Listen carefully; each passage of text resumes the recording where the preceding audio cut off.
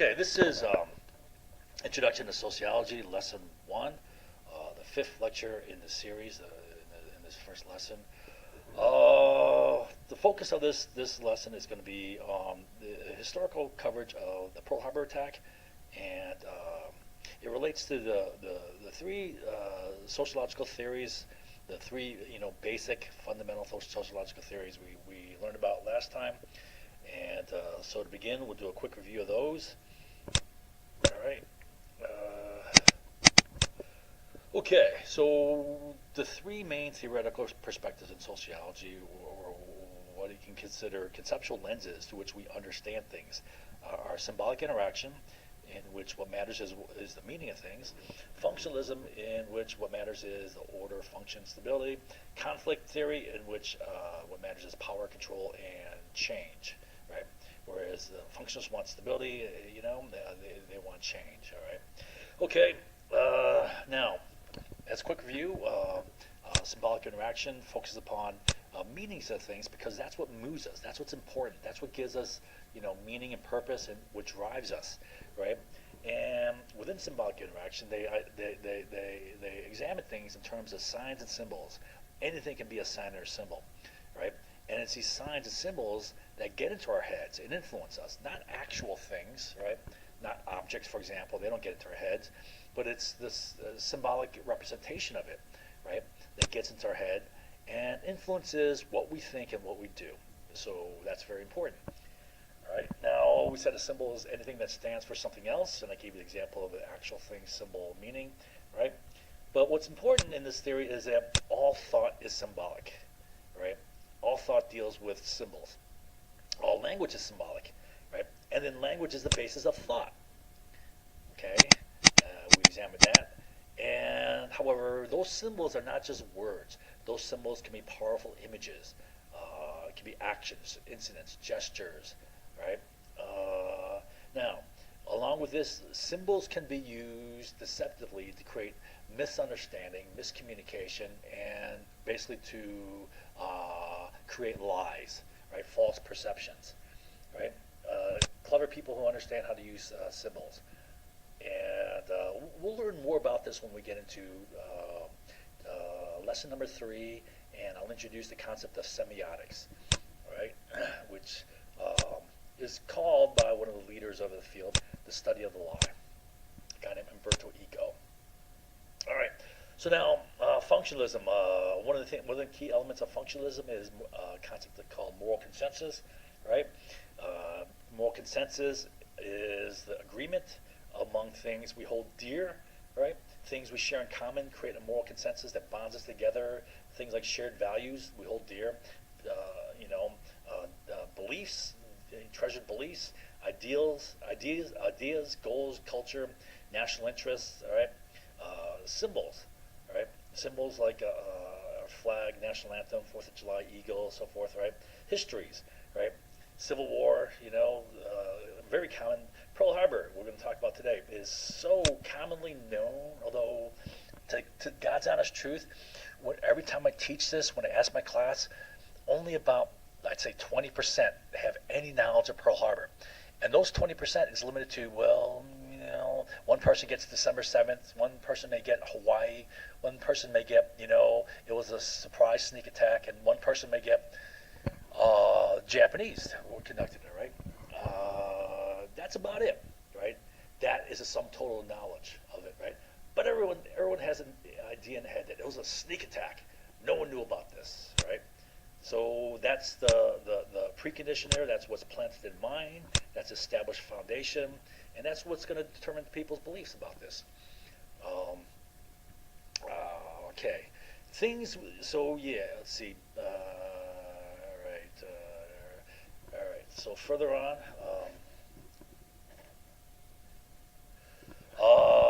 Now, this moral consensus, these things can be both created and controlled, right? And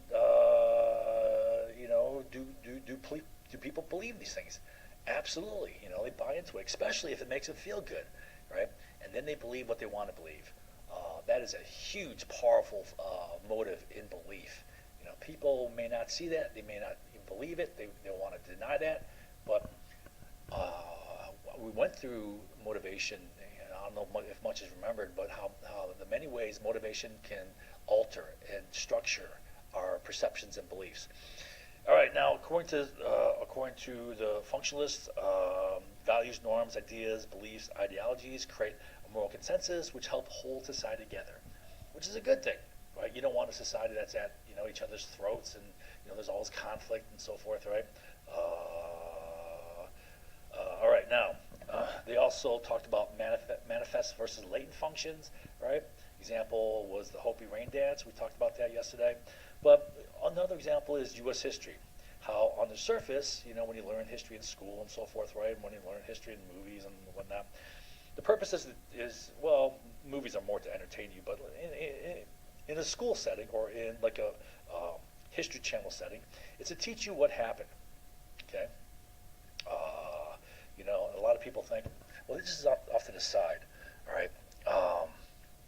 I ran across a lot of people, you could say fairly intelligent people who say, you can't change history. History is what happened. You can't change that. Well, that's not what history is at all. History is what people said what happened. It's not necessarily what happened. Okay. Now, so that's a manifest function, but a latent function, which could be the real function, could be a means of creating allegiance, cohesion, unity, belief in our goodness, make us feel good, right? And as a result of all these, make us easier to be manipulated, to be influenced. That whatever our government decides to do is going to be a good thing. All right. Now, where do you learn history from? Key sources are school, right? Media, movies. I mean, if you really think about it, do people remember much from history from what they learned in school? I have to admit that I barely remember anything, and I took accelerated courses, got high grades, and so forth, right?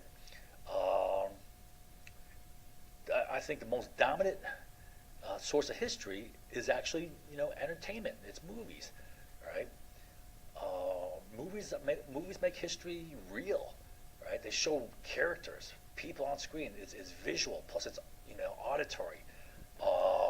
And there's interesting characters, right? There's real characters you can identify with. It's not abstract and dry, on a book which you fall asleep and nod off as you're trying to read it, right?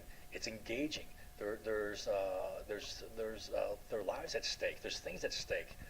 There's great wins and great losses. There's could be a lot of emotion from like fear, hate, joy, to love, whatever, right? And it compels us, right? So this is the sort of things that become salient. These are the sort of things that stick, right?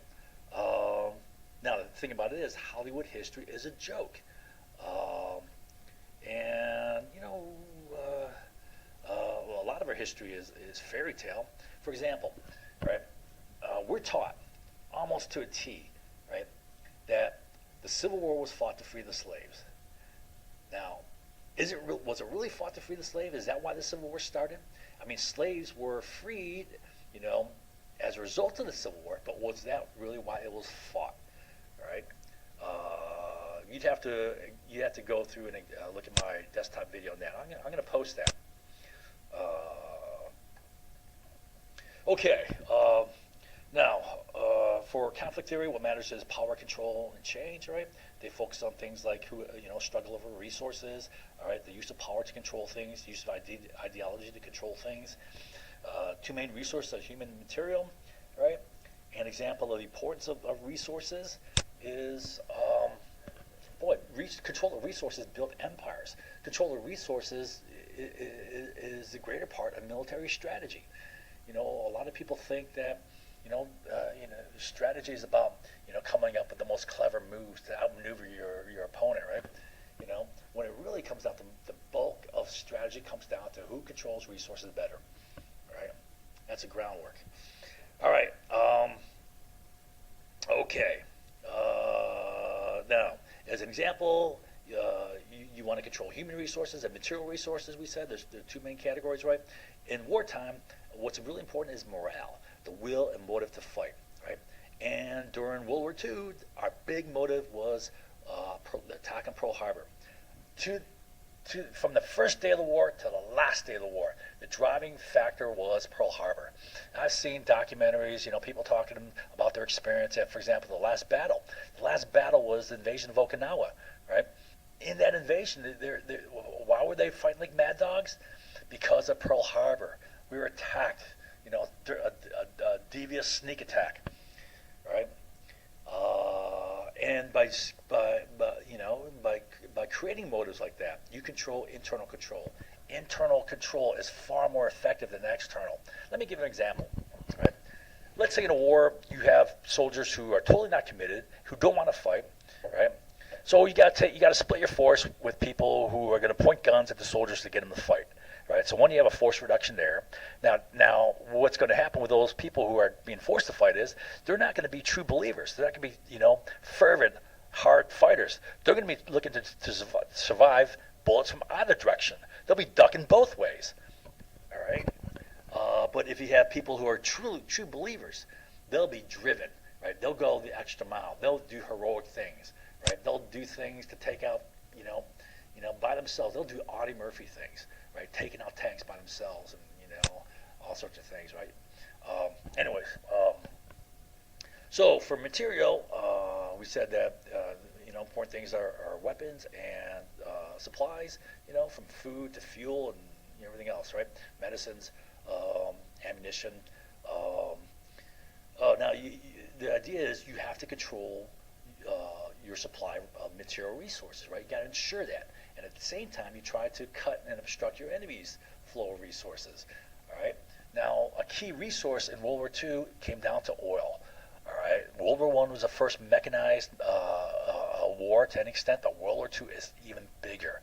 All right. Was solely dependent upon oil for mechanized warfare. All right. And we'll see how oil became the key driving force to getting the Pearl Harbor attack.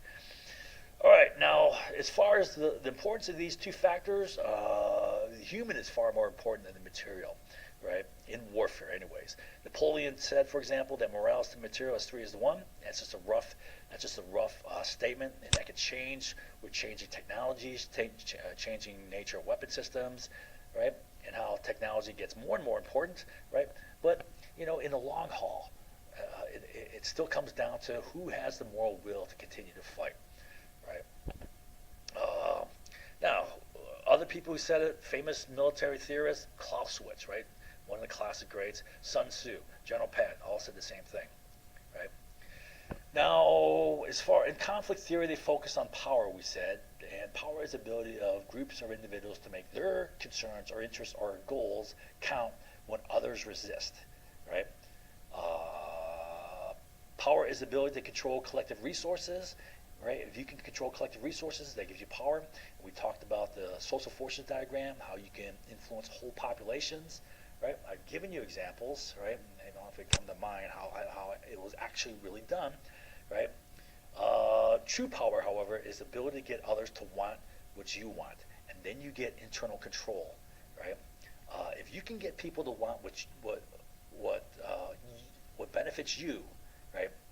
That's the most effective thing, because they're going to go all out to get that, and it's going to benefit you.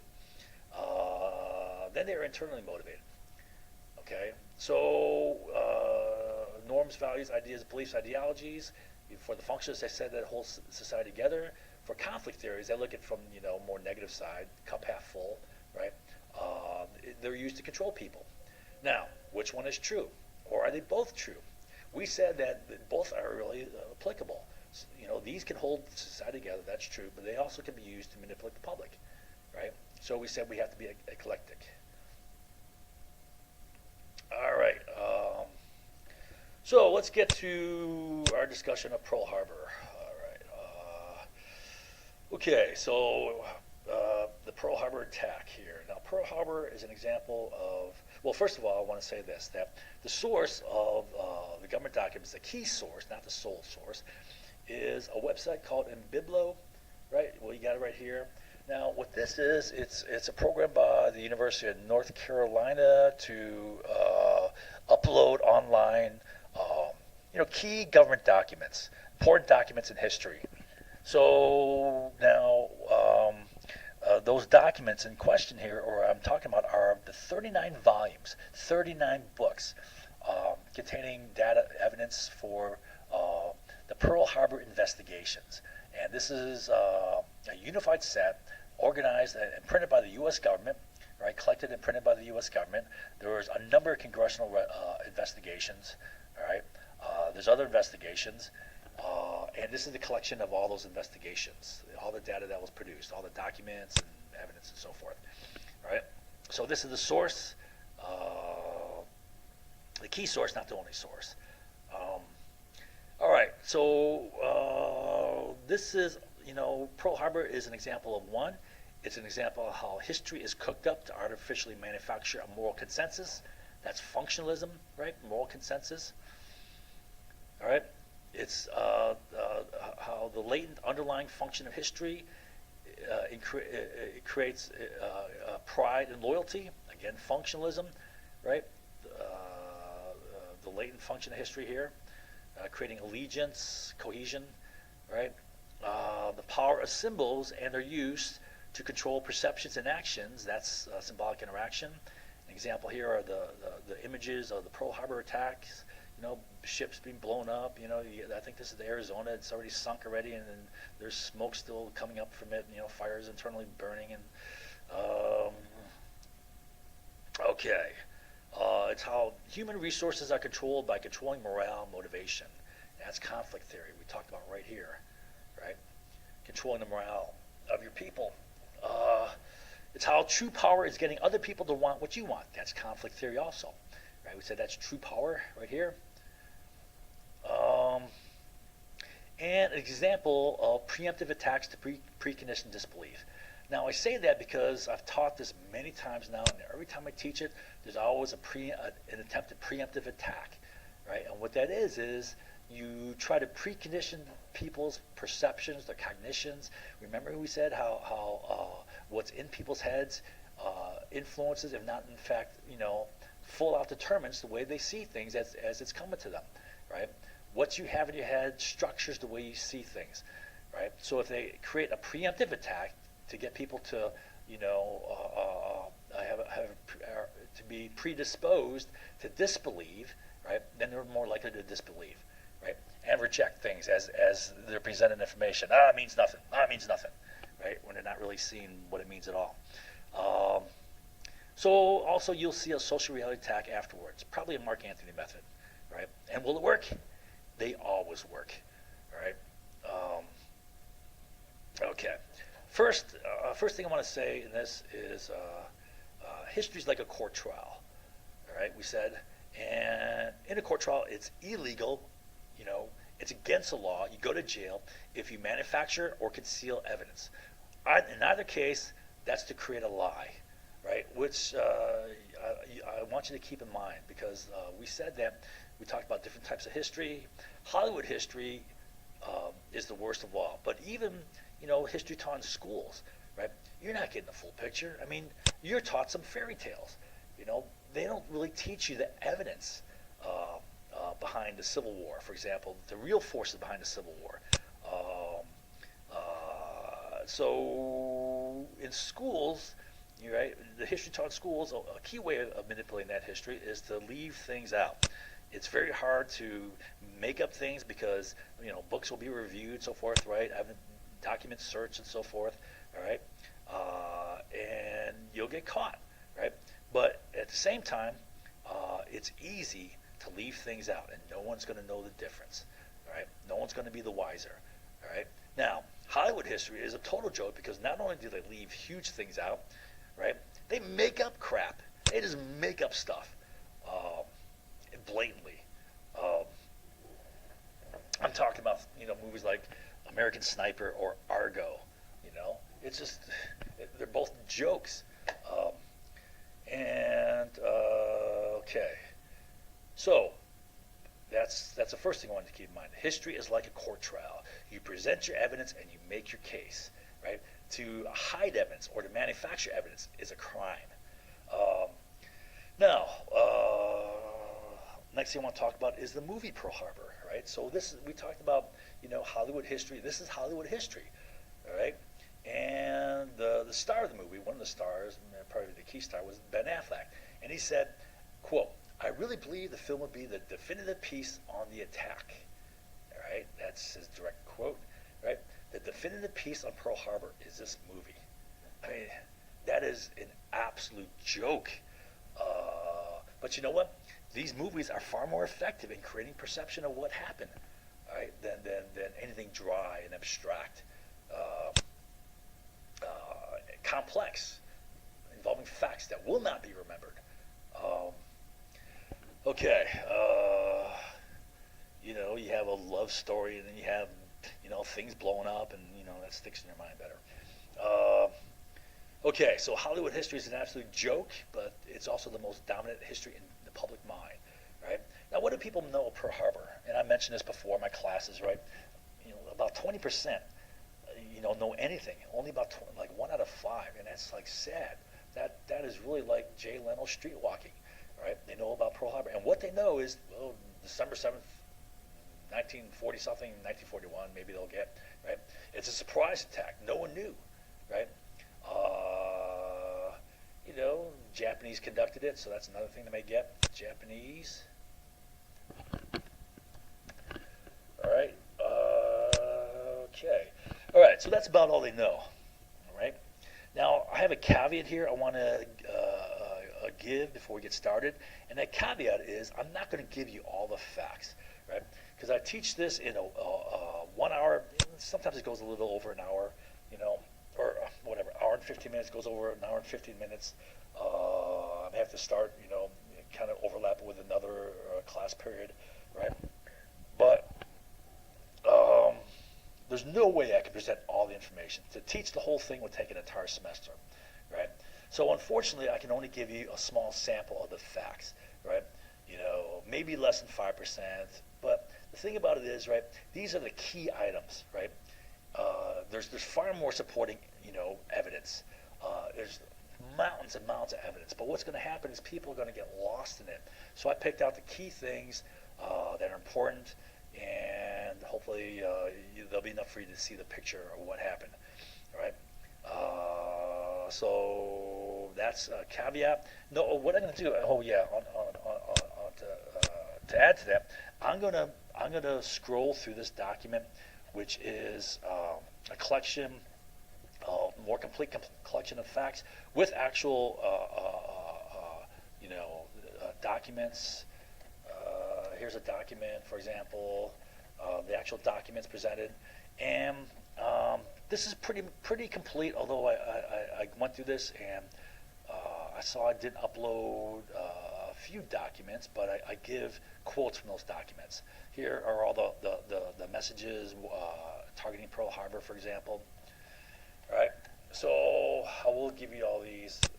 Scroll through it so you can pause and then read each document and so forth at the end of this lecture. Okay. All right. So now, in one of the congressional investigations after the war, right, there were a number of investigations. The Secretary of War, one of the key players, one of the key players in the FDR administration as far as getting this war, was Secretary of War Stimson, and he testified. He said this, quote, all right, the question was how we should maneuver them, the Japanese, into the position of firing the first shot without too much danger to ourselves. It was a difficult proposition. All right, so what is he saying there? All right, the question was how should we let them attack us first, right? Without, just allow them to attack us? No, it was more than that. It's maneuver them into attacking us, right? So we'll see how that was done, right? Okay, so first thing I want to do is talk about the overall, big picture view of things that kind of happened. I'll just give you a brief sample of things that happened between the start of the war here, September 1939, when Germany invaded Poland, and started the war, to Pearl Harbor, December 7th, 1941. All So, real quickly, right on the heels of this happening, in September of 1941, in October, FDR states clearly that he understands that if oil's cut off to Japan, they'll have to attack. Right, so he understands the connection between cutting off oil and Japanese attacking. All right, and that's going back to October 1939. Right, and then this is when the ships were sent to Pearl Harbor. The U.S. fleet, there was only one fleet at the time, not an Atlantic Pacific fleet, not a Southwest Pacific fleet, not a Mediterranean fleet. There was one fleet, and that was under command of Admiral Richardson. Right, sent to Pearl Harbor. Let's see what else is here. What's important here?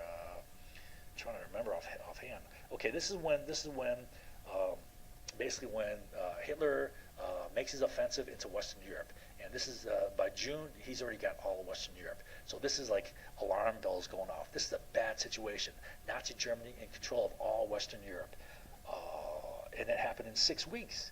You know, the whole World War I took years, right? And it was a stalemate for the most part, right?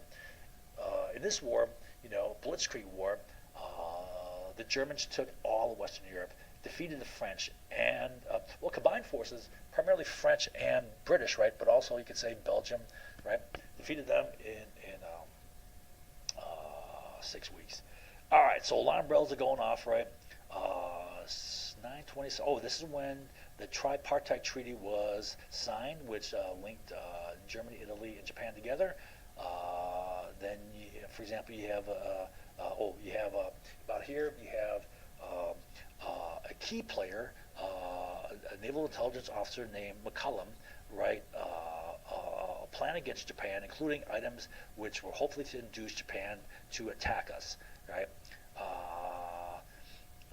And then here is when the British successfully attacked the Italian fleet in port in Toronto, showing that it is feasible that you can get a naval air attack on, you know, naval forces ships, dropping torpedoes from aircraft, and those torpedoes not bottoming out, right? And those torpedoes successfully making the runs to these warships and sinking them in port. They sank 3 main Italian battleships, right? Shortly after that, in November, that's when Admiral Yamamoto starts planning for attack on Pearl Harbor, right? Shortly after that, in January, that's when, right after that, in December, actually, we start intercepting Japanese diplomatic communications, and we have figured out how to decode them. We're decoding encrypted messages, right? We're collecting a lot of information, including targeting Pearl Harbor, right? Then in January,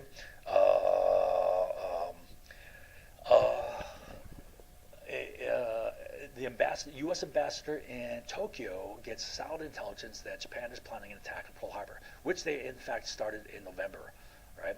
So that's given to that warning is given to Washington, sent to the State Department, right? 4 days later, the person who wrote this provocation plan, right, to get Japan to attack us, Commander McCullum, he cables all Pacific naval bases saying disregard that warning, forget about it, don't worry about that warning. Naval intelligence holds no credence in such rumors. Then in May, it's leaked to the press. The government leaks to the press that oil is going to be cut off to Japan. Right? Japan responds. You're going to have a Pacific War, right? And you cut off oil, right? You know, we're going to have to go to war, right? And then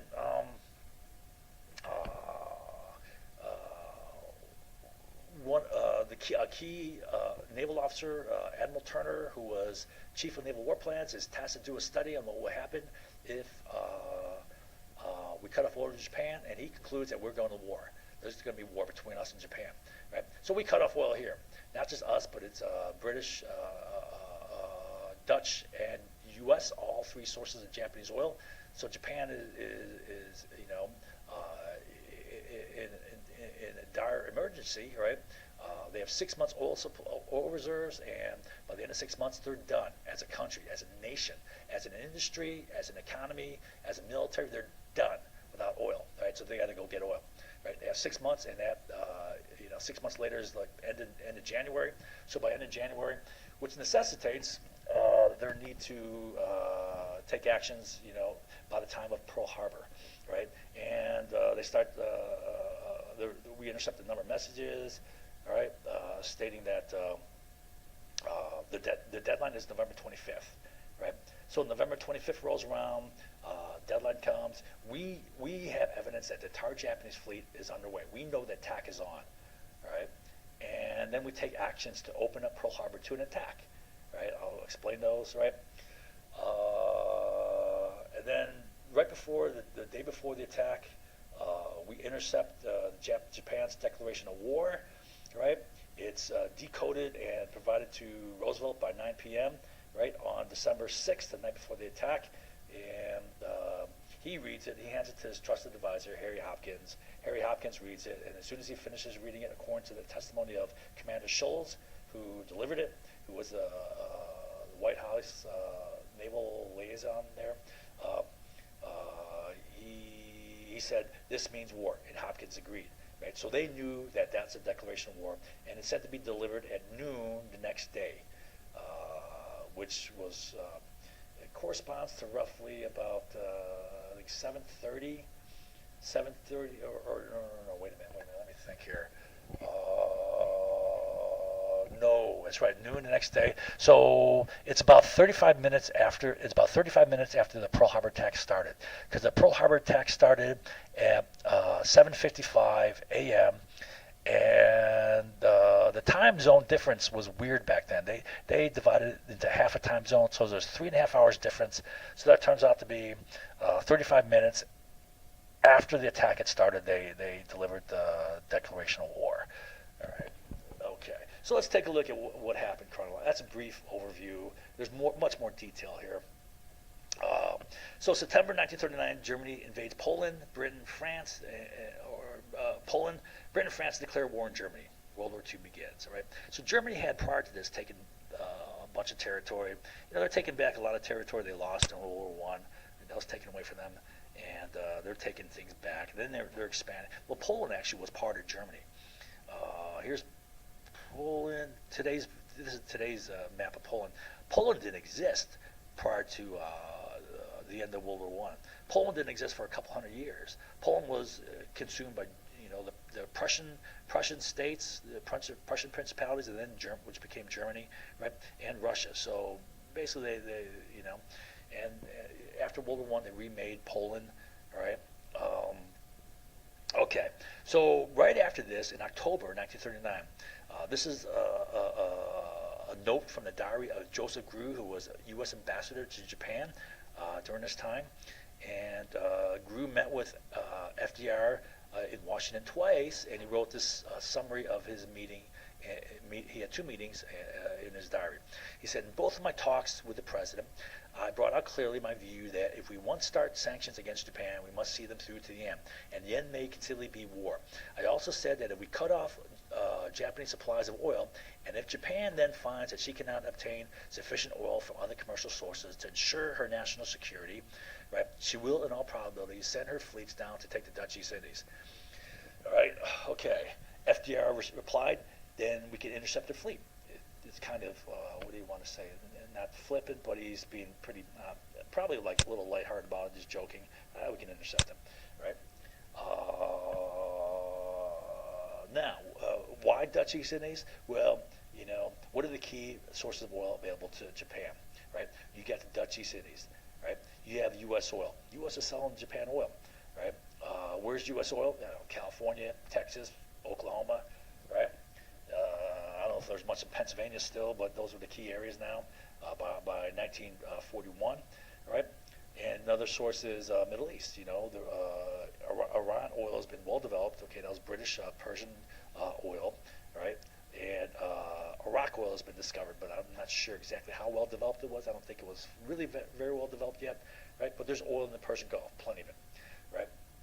All right, now what is Japan's only hope of getting oil if it's cut off to them?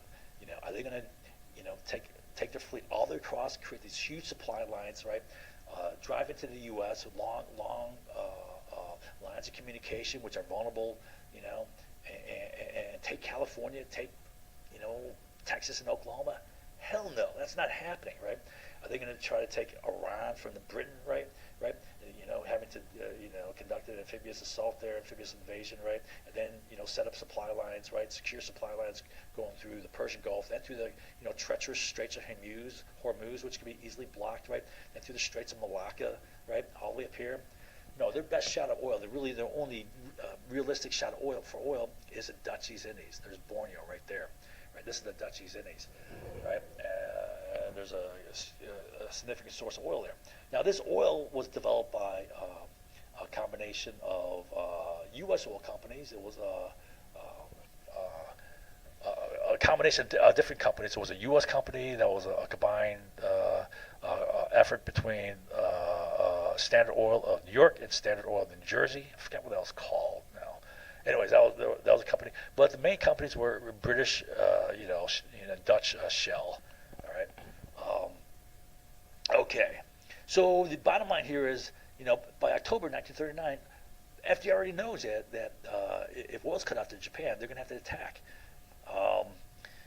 In April 1940, FDR orders American Naval Fleet to Pearl Harbor. All right. Okay, so the fleet was based out of San Diego down here, Southern California, right? They're sent to Pearl Harbor way over here, right? Now, Admiral Richardson had repeated meetings with FDR, and he kept complaining, right? His key complaints were these, right? Pearl Harbor the fleet is far more vulnerable at Pearl Harbor. One, there's insufficient air defense, right? In California, you had all sorts of Catalinas, you had the PBRs. You also had B-17s, right, that had long range, right. The only thing really that they had for search planes were these antiquated B-18s, right, which were ineffective, twin-engine, short range, relatively short range, right, and they didn't have many of them, just a few of them, right. So he said it makes us far more vulnerable. Pearl Harbor lacks the logistical maintenance support facilities for long-term deployment there. It imposes morale problems, insufficient manpower, he's complaining, right? But this is the key thing he said. Based on this meeting, right, Richardson said this, right? Quote, I feared that the president would order an overt act which would bring on a war. So, this is only the testimony of one admiral, but we're going to see there's repeated testimony from other people, right, that Roosevelt is trying to bring on a war, trying to get us into the war. And not only that, you'll see that he's willing to sacrifice U.S. ships to get us into the war. All right. Now, May to June of 1940, so what happened was in September, Germany invades Poland, Britain, France declare war. Hitler wants to take action against Europe right away, right? But for a couple of reasons. One is there was bad weather in the fall of 1939, right, which prohibited, a ground offensive then. And also, Hitler, one of the few cases where he actually listened to his generals and they said no, delay the offensive until the spring of next year. So he listened to them, right? And so they delayed the offensive to spring of next year. Mid-May they launch it, right? And by 6 weeks later, by June, right, 24th, they've defeated the combined French and British forces, and they're kicked out at Dunkirk, right? June 24th, they're evacuating, right? British kicked out, right? So what does that mean? That means by mid to late June, Germany has control of all Western Europe. They got the Netherlands, they got Belgium, they got France, right? They already have Spain, you could say, because they're allied with what's his face? Was it Tito or who was a fascist dictator? What's his name? Was it Tito? Goodness, I can't remember now. Anyways, all right. Portugal, I think, was neutral still, right? But they got all of Western Europe except for Great Britain, right? Now, who'd expect that, right? World War I took 3-4 years, all right, and they barely moved the lines, right? To have this rapid blitzkrieg where they take all Western Europe in 6 weeks was almost like, unbelievable. So right then, FDR and Congress goes into crisis mode, right? So Admiral Richardson talks about the buildup we had, is the naval buildup, right? It was not just naval buildup; it was Army Air Corps. It was everything, right? But so here's the naval buildup, right? June 14th, 11% naval expansion. June 15th, increase in aircraft from 3,500 to 10,000 naval aircraft, right? July 1st, contract for 44 new ships. July 19th, expanded Navy from one ocean Navy to two ocean, right? Remember I said that we just had one fleet, now we're going to have two fleets. And then a big contract was September 9th. Navy contracts to build 210 new ships, including 12 aircraft carriers and 7 battleships. And all total, there would be 13 Essex-class carriers and 9 Independence-class carriers ordered and constructed.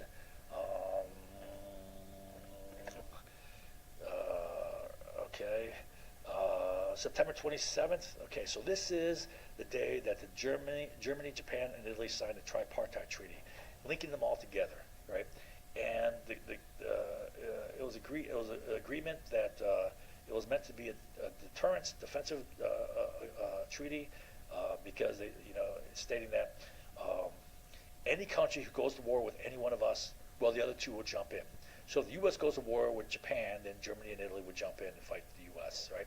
And this treaty was clearly directed towards the United States, because the only two major nations that were not at war at the time were the U.S. and the USSR. And the USSR had non-aggression pacts with both Germany and Japan, right? So this is clearly directed at the U.S. saying, hey, don't screw with us, because the other two would jump in and fight. Don't screw with any one of us, right? But now, so this was meant to be a defensive deterrent treaty, right? But it became our means of getting into the war, right? Because it linked these together. If we went to war with Japan, we would go to war with Germany, right? Now, okay, I'll just tell you right now. Reading the documents, there's about 270 pages of in the Pearl Harbor Papers of intercepted Japanese communications, right, and decoded. And among them are some messages by Prince Kanoe, right, who was the prime minister. And in a couple of the messages, he pleaded for forgiveness, saying, listen, I entered us into this treaty, the tripartite treaty, thinking it's going to be good for our defense, but now I see it's being used by the United States to get us into this war, right? And that was based largely upon statements coming out of Britain, calling the treaty the back door to war for U.S. to enter war against Germany. Right? That's the phrase they call it, the back door to get the U.S. in the fight against Germany. Right? Get into war with Japan, and they saw the writing in the wall. Anyway, so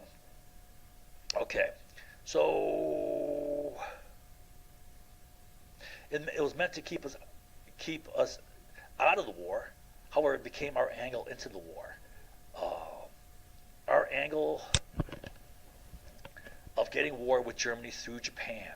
And you'll see that Icky said this. Icky's is a close advisor to Roosevelt. He was also Secretary of the Interior, the guy in charge of U.S. resources, a key position during war, right? Oil, for example, any sort of minerals and any strategic resource, right? Icky said this a couple times, that this is the way we get into the war. And he said, in fact, it'll make it easy. By cutting off oil to Japan, it'll make it easy for us to get into this war in an effective way. That's pretty much a direct quote. We'll come across in a second. Right, October 7th, I said, this is when, here's Admiral Richardson, who complained to Roosevelt. This is Commander McCullough. He's a captain here. He's got the bird there, right? I guess maybe it was a captain at this point. Anyways, whether he's commander or captain, he submits a plan to FDR against Japan. It has 8 action items intended to induce Japan to commit an act of war, right, against the U.S. On October 9th, FDR starts conducting item A of the plan, right? Now, we conducted 7 of 8 of the propagation actions, right? One of them, item D, I'm not going to go through all the items, right? One of them, item D, was to send cruiser patrols provocatively near Japan, right, hoping to create an incident. And you'll see that Admiral Stark, who's chief of naval operations, the top naval officer, right, said in February in a letter to FDR that FDR is willing to sacrifice 1 or 2 cruisers, right? We'll get to that, and we'll discuss more of that in a minute here. Now, none of these were enough to bait Japan into attacking. Right? It took us cutting off oil. Right? But so Commander McCulloch, in his plan, you'll see the plan. I'll give you a photograph copy of it, right? In the documents, he lists out the 8 action items, right? And then right after that, he says this: if by these means Japan can be led to commit an overt act of war, so much the better. So what does that mean? Right? They want Japan to attack. Right? He wants Japan to attack. They wanted Japan to attack. Right? And they're trying to induce Japan to attack. Okay? So if by these means Japan can be led to commit an overt act of war, which is an attack, right? So much the better. All right. So these items were meant to take action against Japan, but also to get them to attack. All right. Then Admiral Richardson on October 8th meets with FDR, and this is what he said, quote, I asked the president if we're going to enter the war. He replied that if the Japanese attacked Thailand, the Kra Peninsula, or the Dutch East Indies, we would not enter the war. That if they even attacked the Philippines, he doubted whether we would enter the war, but that they could not always avoid making mistakes, and that as the war continued and the area of operations expanded, sooner or later they would make a mistake and we would enter the war. This caused me to think that he meant sooner or later the Japanese would commit an overt act against the U.S. and the result that the citizens of the United States will be willing to enter the war. Right? And if this is the case, then this is manipulating the population. It's managing morale. Right? Get them to attack us. I mean, that's a key strategic move. Right? Far more important than anything else is getting your population behind a war. All right. So now, what does this show? Right? Again, this is just one man's opinion, but we're going to get multiple opinions on this. Right? People say this, and we're going to get statements of people saying, "Yeah, we want Japan to attack us." Right? Okay. Key people in the administration. Now, so one thing I want to point out is FDR mentions Thailand, Kra Peninsula, which is Malaysia, Dutch East Indies, and the Philippines. Right? That's no accident. Those are the key central places that had to be taken by Japan in order for them to secure the Dutch East Indies oil. Well, you can't just take the Dutch East Indies. You got to get Britain off the left flank here in Malaysia. You can't leave that flank vulnerable, right? And the British there, right, to counterattack. You got to get them out there. That's a British stronghold, Malaysia, Singapore. Then they had to take Thailand. Well, what really meant by Thailand is the whole southern Indochina. Japan had been already occupying northern Indochina by agreement with the French Vichy government. Right? It was a nonviolent occupation. It was a military occupation, but it was not an aggressive, violent invasion. Right? But they were occupying it. Right? Now they had to take southern Indochina. Right? And again, they didn't attack Thailand, right? They just moved in with agreement with I don't know if they had agreement with the French for this. Anyways, it wasn't a violent invasion. They just rolled in, right?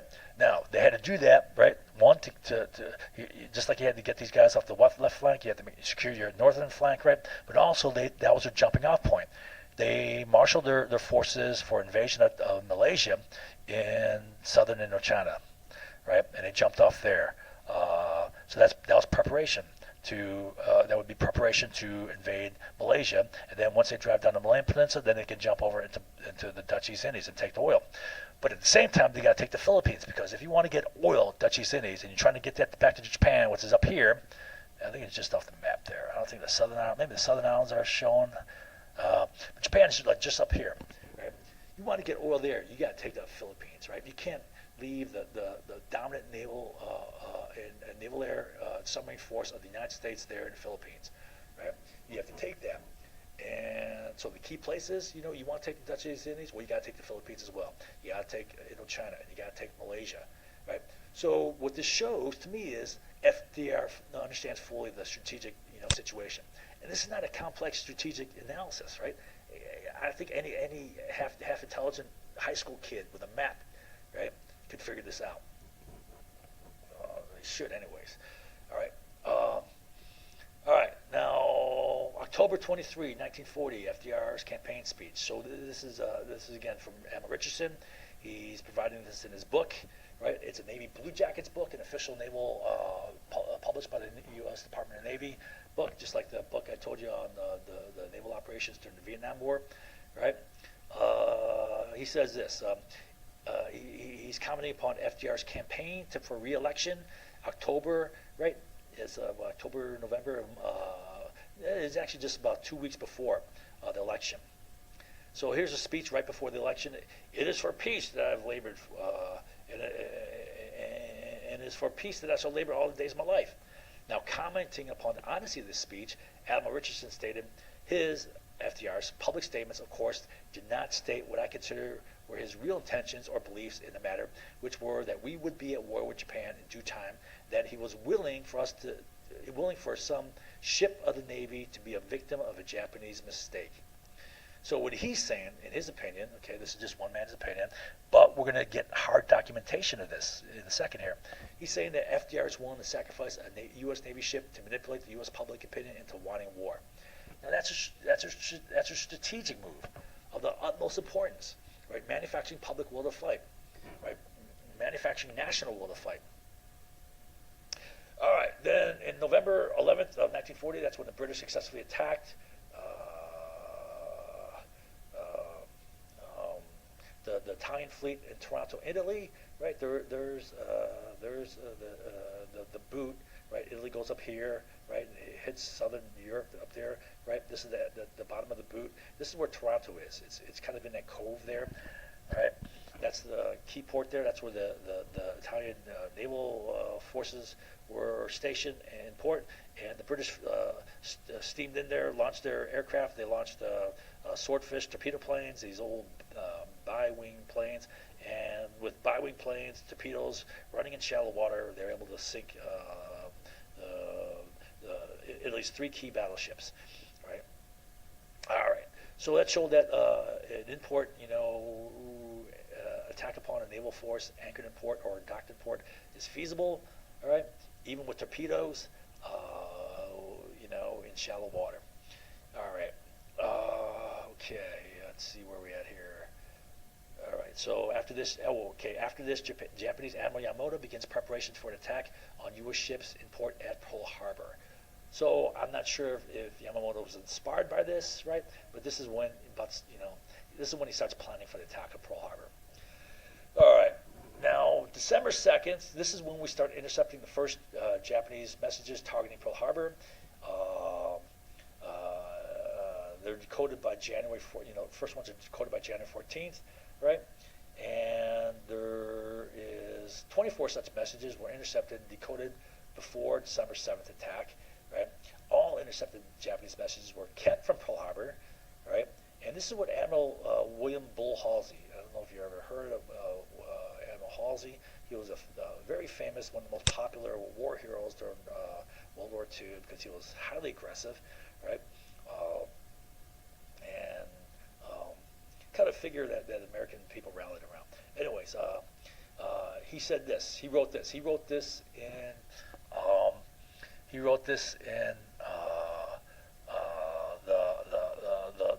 the foreword to Admiral Theobald's book on the Pearl Harbor attack, in which he's defending Admiral Kimmel. In fact, Admiral Theobald was the legal counsel for Admiral Kimmel in his court-martial hearing. Anyways, Admiral Halsey wrote the foreword to it, and he said this: "Had we known of Japan's minute and continued interest in the exact location and movement of our ships in Pearl Harbor, as indicated by the magic messages," those are the intercepted and decoded messages, "it is only logical that we would have concentrated our thought on meeting the practical certainty of an attack on Pearl Harbor. I'm sure I would have protested the movement of my task force to Wake Island in early December, right? This was after we knew the attack is on the way. We know the attack is on the way, and then as soon as they knew the attack is on the way, they sent the ships away. I'm also sure no protest would have been necessary because if Kimmel had possessed this intelligence, he would not have ordered that movement." So what he's saying is, had we known this, we would have been there to defend Pearl Harbor, all right? And key defensive asset for Pearl Harbor was the aircraft carriers. All right. There were two of them. There was the Lexington and the Enterprise. Halsey was in charge of the Enterprise, which was sent to Wake Island. All right. Lexington was sent to Midway Island. All right. So that's his testimony there. We started getting these in December 2nd of 1940. All right. And there's 24 messages targeting Pearl Harbor. All right. Then in January 27th, the U.S. ambassador in Japan, Ambassador Grew, cables Washington that he has intelligence from his Peruvian counterpart that Japan is preparing to attack Pearl Harbor. I give this the actual message, photocopy of it from the Pearl Harbor papers, right? You can see that if you want. And he says, U.S. has clear advance warning. So he says, Japan is planning to attack Pearl Harbor. So U.S. has clear advance warning of the Pearl Harbor attack. 4 days later, this naval intelligence officer, Commander McCullough, who wrote the plan to provoke Japan to war, right? The guy who wrote the 8-point plan to provoke Japan to war, sends a message to all Pacific naval bases that says this, quote, the Division of Naval Intelligence places no credence in these rumors. Furthermore, based upon known data regarding the present disposition and deployment of Japanese naval and armed forces, no move against Pearl Harbor appear imminent or planned in the foreseeable future. Now, at that point, when he wrote that, they had intercepted and decoded 9 messages targeting Pearl Harbor, 9 of the 24, right?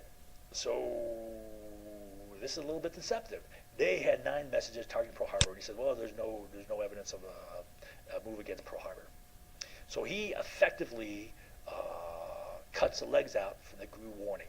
They had clear advance warning of the attack, but he basically cuts the head off of it, right? And it dies. All right. Now, in January 30th, right about this, right, Gallup poll shows that 88% of Americans are against entering the war, right? That's the key problem, right? Because, this is the war that the United States had to fight, right? And, Roosevelt and his administration, they had insight. They knew that this was a war we had to fight. Anyway, but they knew that 88% of Americans did not believe that, right? And that was a big problem. How do you get Americans to get us in? To go to war? You have to get the American support for the war. Now, on January 31st, Admiral Richardson is fired on the day that McCullough sent that message, right? And he's replaced by Admiral Kimmel. All right. Then, in February 11th, this is pertaining to that item D in the provocation plan, right? So February 11th, Admiral Stark writes FDR, quote, particularly do I recall your remark in the previous conference when Mr. Hull suggested this, and the question arose as to getting them out, and your 100% reply, from my standpoint, was that you might not mind losing 1 or 2 cruisers, we have 2 out there now, but that you did not want to take the chance of losing 5 or 6. Frankly, I breathed a great sigh of relief and thought the issue pretty definitely closed. Now, this proves that the cruiser mission was intended to provoke Japan to act against to commit an act of war, provoke Japan into committing an act of war, and that FDR was willing to sacrifice some U.S. Navy ships. All right, so this is hard evidence, and it's now this. I'm thinking, why did Admiral Stark, a very intelligent person he was a very cagey person to keep himself out of trouble.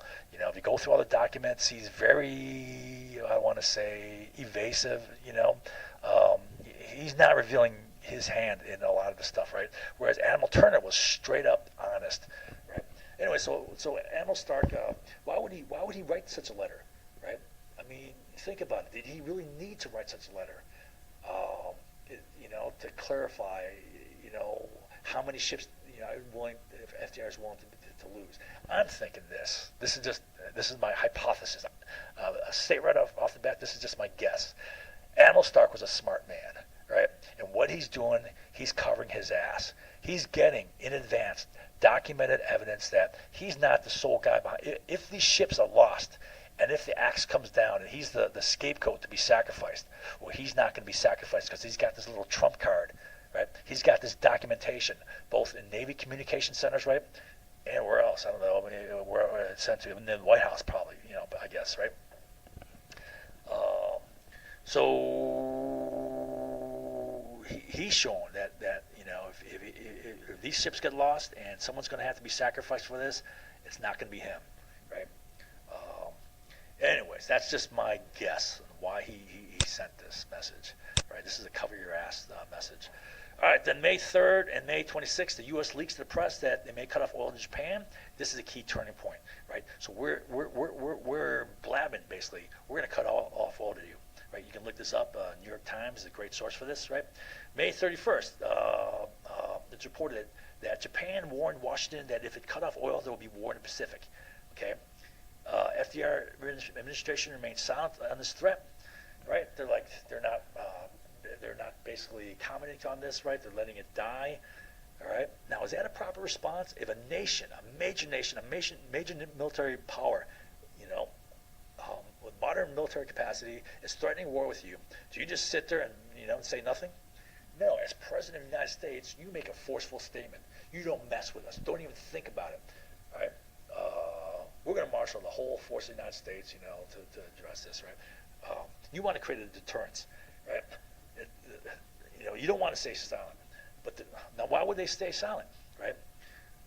This is just my view, right? I think they said nothing about this because they knew if they made a big fuss about this, then everyone know that if they cut off oil to Japan, then Japan would go to war.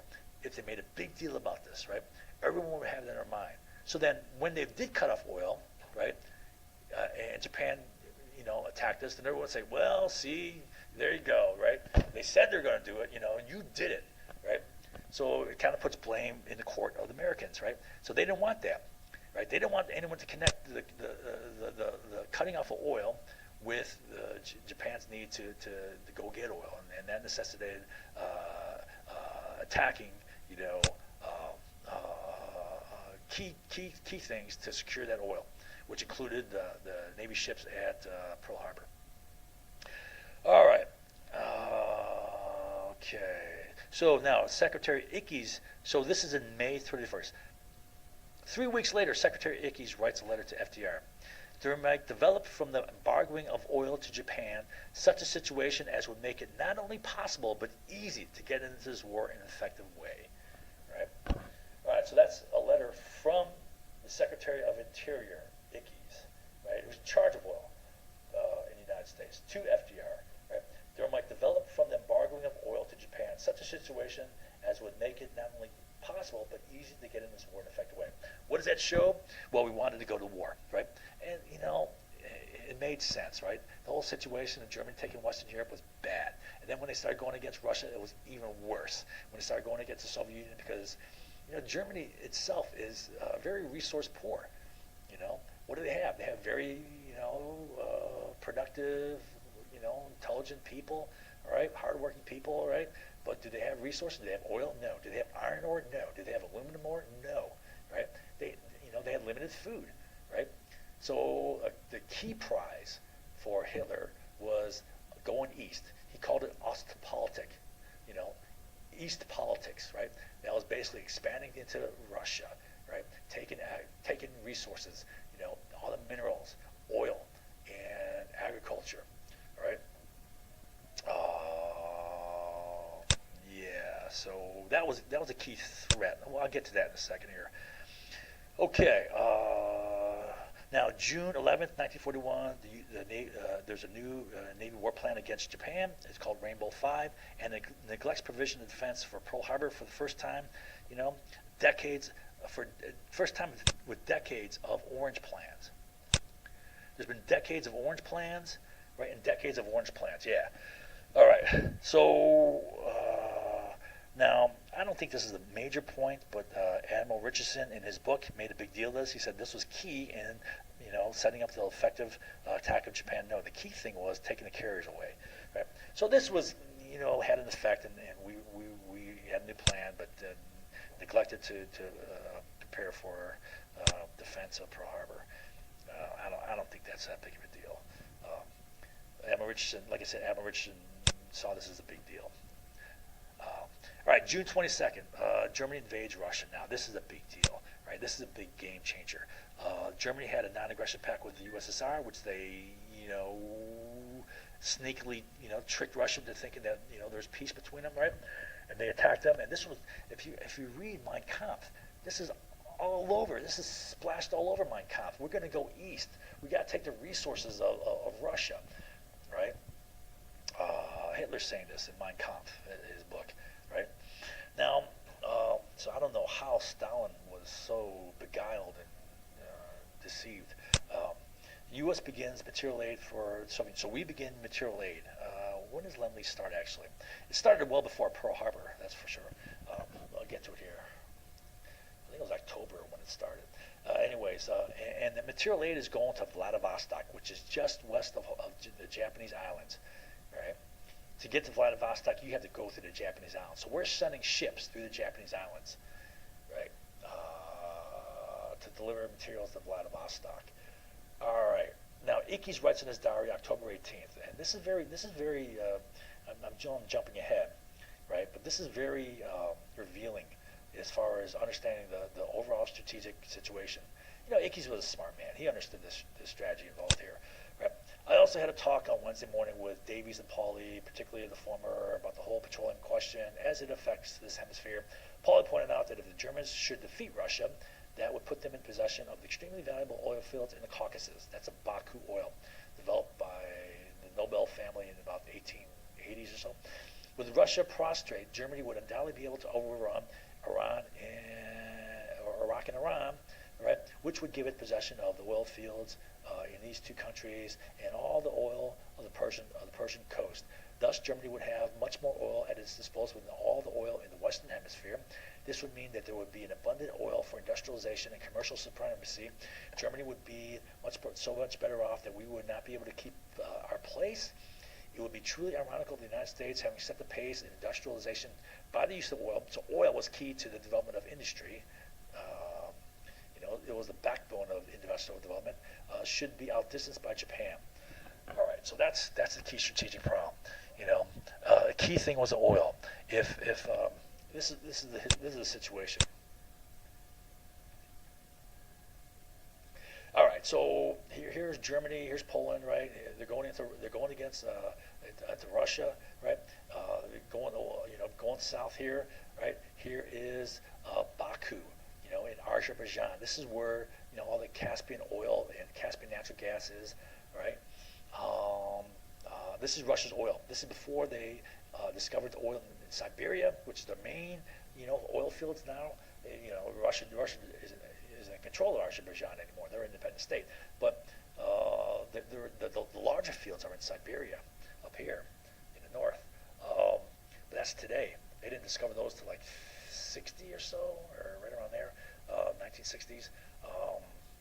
So if they take this oil, this is a huge chunk of oil. Right now, the only oil that Germany has access to is Ploesti oil in Romania, right? This was developed by Standard Oil Company, right? That's their source of oil, right? Now they have this oil, and in addition to that, what's right below the Caucasus here, Iran, Iraq, and then later Saudi Arabia, right? This is the world's oil. This is the greatest share of the known, what's going to be the oil reserves in the world, right? Okay, so with that, they'd have industrial supremacy, they'd have commercial supremacy, they would dominate the world, and that would be Nazi Germany. That would be a huge problem, that Nazi Germany is now the dominant economic, industrial, military power in the world. So this is a bad situation. This is like a nightmare scenario of this happening, right?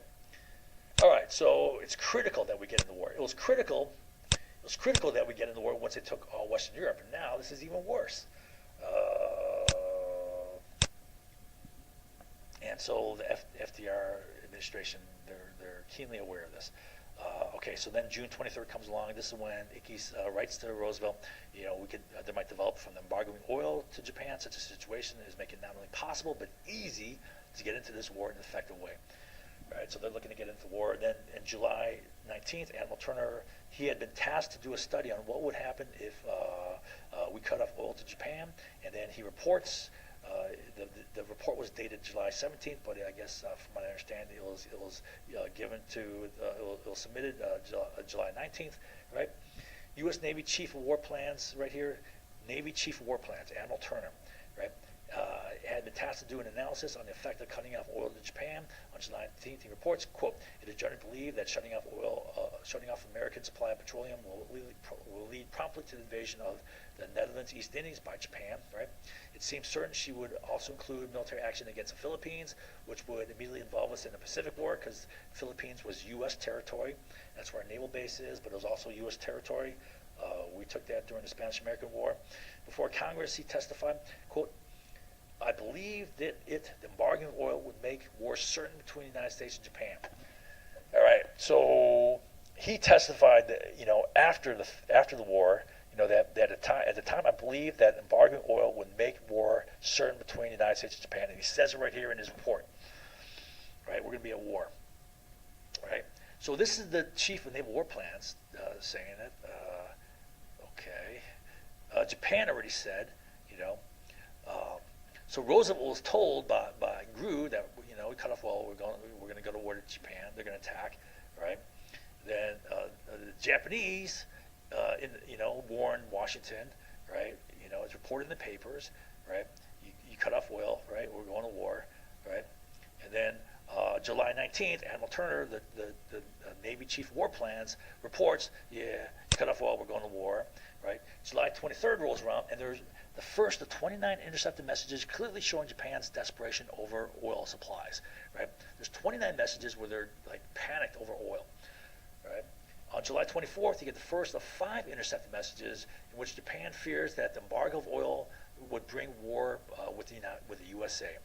So there's 5 messages which we intercept in which we know that the Japanese fear that they're going to have to go to war with us, right? So we have multiple sources. We have from GRU, we have the Japanese itself, we have the U.S. Naval War Plans, we have intercepted Japanese messages, right, that, we cut off oil, we're going to war with Japan. So what do? On July 25th, the U.S., Great Britain, and Dutch all cut off oil to Japan. And Canada all freeze assets, which cuts off all trade, which cuts off oil, right? So then on July 26th, Japanese forces, with permission of the Vichy government, moving to southern Indochina. I gotta double check this. That they had the permission. I know they had the permission to occupy French Indochina, but I don't know if all Indochina. But they moved into southern Indochina, and it was not contested. So this is preparation. This is preparation to secure the flanks, but also to get a jumping off point where they're going to invade Malaysia, which was key to getting the British out of the left flank. All right. Japanese war plans captured after the war showed that they had estimated. So Army war plans captured after the war showed they estimated 6 months oil reserves in the event oil is cut off, and that makes sense. All right. U.S. oil reserves, we have strategic oil reserves of 90 days. So if we lose all outside source of oil, we have reserves. We maintain reserves that we can keep going for 90 days. 3 months. So 6 months is reasonable, right? You're not gonna have like all those tanks to like have a year of oil or something like that, right? August. So in August, Japan goes into emergency oil conservation mode. They restrict gasoline. This is reported in the papers. They restrict gasoline to cars and public transportation, right? Buses and taxis. No gas for you guys, right? Public transportation, right? Which means you go ride your bicycle to work or whatever, right? Gas rations to diplomatic cars, so they're cutting off gasoline. They're going into panic mode here. They're going into emergency crisis. And you know what? They're setting their war plans. Keep in mind that countries have war plans. We had War Plan Orange for decades before any action against Japan, right? Japan's got war plans, right? What's going to, just in case oil's cut off to them, what are they going to have to do? They know exactly what they're going to have to do, and they're putting those plans in action. Part of those plans is going to emergency conservation mode, which is a clear sign that they're, to us, that they're in crisis. Prior to December 7th, there were 24 intercepted, decoded Japanese messages targeting Pearl Harbor, plus 1 message asking the Japanese consul in Hawaii to take depth soundings of Pearl Harbor. right? So the foreign ministry in Tokyo contacts the Japanese consul, and whatever representative, government representative in Honolulu, go swim in Pearl Harbor and bring a string with a rock, right, and go take the depth soundings of Pearl Harbor. So we have all this. We know all this, right? Yeah, so they can drop torpedoes, and those torpedoes won't bottom out and get stuck in the mud. All right. Okay. And the rest to report the exact berthing location of U.S. warships and ship movements. None of these messages are shared with Pearl Harbor, right? That's what he said here. Halsey said, "Man, we wouldn't have left Pearl Harbor had we known these. We would have stayed and defended." All right.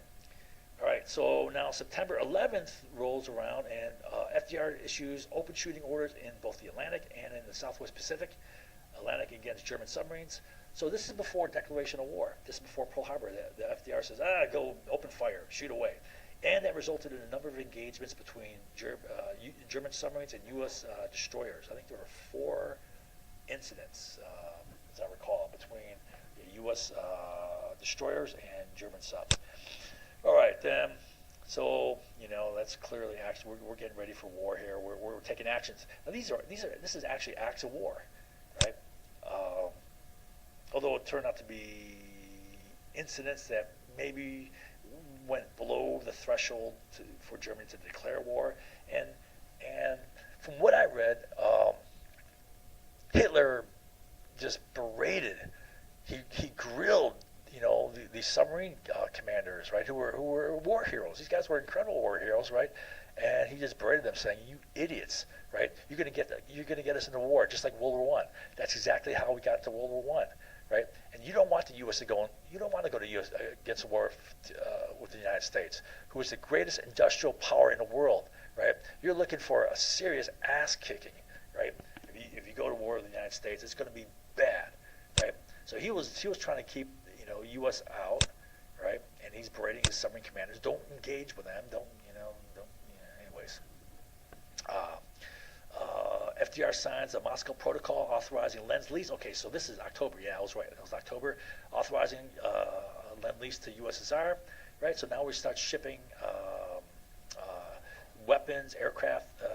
If we go, it's interesting. You go to the Air Force Museum here in Dayton, right? They have a display showing a P-39 Air Cobra fighter planes made by Bell that we sent to the USSR with Lend-Lease, right? And they're crappy planes, but the Russians flew them well, and they had many aces, like kills in the 60s and 70s, Anyways, so we're sending them aircraft, we're sending them weapons, we're sending equipment. Big thing we're sending them is trucks. This is for logistics. This is for transportation. Fuel, we're sending them. Food, all right? So key shipments were going. The key is the shipments were going to Vladivostok, right? And Japan was making complaints.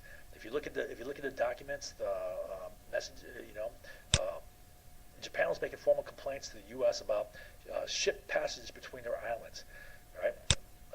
Okay, so where's a good map of it? All right, well, this is good enough. Okay, so Vladivostok is, you see that point right there, right where it's on?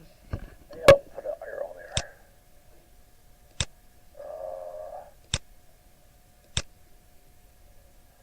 This is Vladivostok, right? There, yeah. That's it, just that little cove there, that's hard to see. But that cove, that's Vladivostok. So we had ships going through the Japanese islands, right? Now, this is the path that the Japanese Northern Fleet took to attack Pearl Harbor, right? I replicated it here. It's exact same courses and distances, right? They made a little squiggle there. I didn't include that little squiggle, right? But this is pretty much it, right? This is the way they went in. This is the way they went out, okay? Now, that path, those ships would have gone right across that path, right? There was a high chance that a U.S. ship would have run across the Japanese Northern Fleet as they're coming across, right, to attack Pearl Harbor. But all those ships on November 25th were rerouted. The day we knew the attack is on the way, they rerouted those those ships through the Straits of Torres down here. That's about as far south as you get, right? You go any below, I mean, this is going right above Australia. You go below Australia, you're heading towards the South Pole, all right? So they're sent way down here, way out of the way. They cleared the path. That's one of the things they did. You'll see other things that we did to ensure the attack. All right. Okay. Okay, so I showed you that. Now, October 16th, 2 weeks later, the civilian Kanoi government, remember I said Prince Kanoi was pleading forgiveness from, his people, saying, I'm sorry, I signed this treaty thinking it was going to protect us. Now I see it's going to be used by the United States to get us into this war, right? They want to get into the war with Germany. Okay, so the civilian Kanoi government is kicked out and replaced by the General Tojo military government. Japan is going on a war footing. Admiral Turner testified to Congress that this was the cause for the severing of oil, right? Wait. This was caused by the severing of oil. That this was caused by the severing of oil. So our cutting off oil was caused the Kanoi government to be kicked out and replaced by the Tojo government, right? Japan is in crisis mode, right? So not only they're going into crisis conservation, but they're going to military stance. They're going on to military footing, right? They're putting a general as the top civilian, government post there, right? All right. Now, remember the Gulf of Tonkin incident? Remember the 30-day plan, right? Well, remember the Gulf of Tonkin incident when they took General Taylor replaced Henry Cabot Lodge Jr. as ambassador, and how they sent the signal, right? That the U.S. is going on to a war footing, right? Well, this sends a signal also. You have the civilian government being kicked out and replaced by a military general government, right? This shows us that they're going to a war footing. All right. Okay, October 18th, Secretary Ickes writes, this is that part of that long message he wrote up there, but this pertains more to, okay, for a long time I believed that our best entrance into the war would be by way of Japan, right? Remember he said on June 23rd, that if we cut off, if we embargo oil to Japan, it'll make it not only possible, but easy for us to get into this war in an effective way. And so here now in October, he says, for a long time I believed our best entrance into the war would be by way of Japan, right? And the way to get that is by embargoing oil. Undoubtedly, we are nearer to this eventuality than ever before. Why? Because we're embargoing oil right now, and they're under squeeze, right? And of course, if we go to war against Japan, we will inevitably lead us to war against Germany. Remember the Tripartite Treaty, right? Meanwhile, the president is pressing for an amendment on the Neutrality Act permitting arming of American merchantmen. So we have, FDR has issued open shooting orders on September 11th. Now he wants to arm not just naval ships, but merchantmen with arms, right? Making U.S.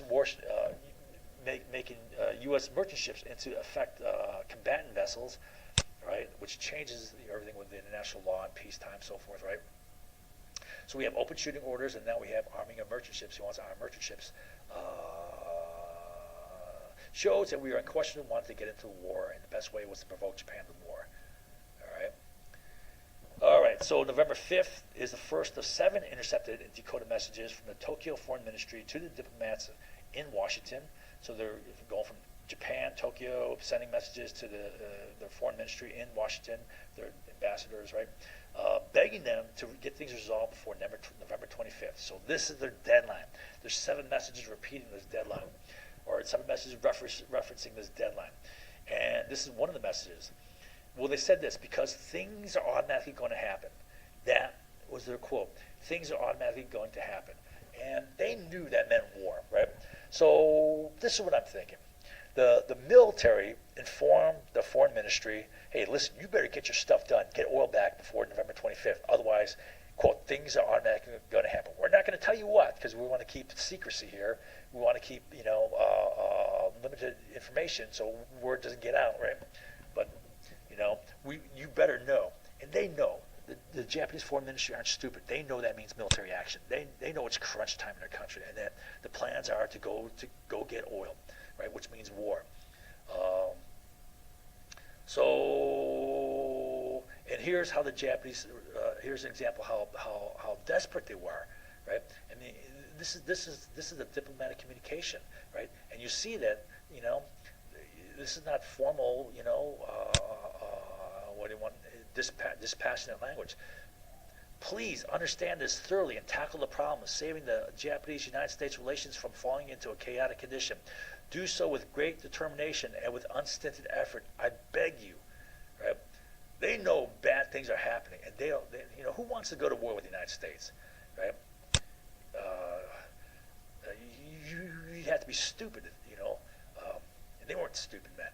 November 25th is their D-Day, so they know. We know from 7 messages that's their D-Day. That's when they're going to kick off their attack, right? Now, none of these messages were shared with Pearl Harbor. None of the messages were shared with Pearl Harbor or any other. All right, November 15th. First of 5 intercepted messages ordering Japanese consulates in the U.S. to destroy codes and code machines. This is classic indication of war. Once you get this notice, that's solid evidence they're going to war, right? You get rid of the codes, code machines, and then 3 days later, their first of 2 messages ordering the recall of Japanese nationals, right? That's another clear indication of going to war. In fact, that's on the 30-day plan. 30-day plan, you want to send a signal that we're getting ready to do something. One of the ways to do that is you recall nationals, right? You recall dependents, get them out of harm's way. Why? Because it sends a signal we're getting ready to do something, right? And in fact, the second message, the first message was the order. The second message was a return pleading, no, don't do this, right? Please don't order this, because you know what? That's going to be an obvious tip. They're going to know that we're planning something, and we're still trying to get we're trying to pursue negotiations to get back oil, and that the Americans will see this signal and it will end negotiations, right? So we intercepted both of those messages. We knew that's what they're thinking, all right? Don't send this message to recall nationals, because that's going to throw up a red flag, and they're going to know we're getting ready to do something, and they're going to cease negotiating with us, right? Don't do this, because we're still trying to get negotiations, right? And I'll tell you what, one thing here is that just prior to sending this message, right? Just prior to sending the message to destroy the codes and code machines, right? They sent the message establishing an open telephone, code in which, basic language, would indicate that either the negotiations have succeeded to get back oil or they have failed, right? And that there was a telephone line set up directly to Admiral Yamamoto, and he would immediately get this call. And any time between November 25th, when those ships were launched to start the attack, and December 7th, he can call back the fleet, right, if negotiations have succeeded, right? So they're hoping for a last ditch. They're hoping, last ditch to get negotiations. The last choice was to go to war. But at the same time, they weren't going to just lay over and die, right? They weren't going to die as a nation. Without oil, they would die as a nation.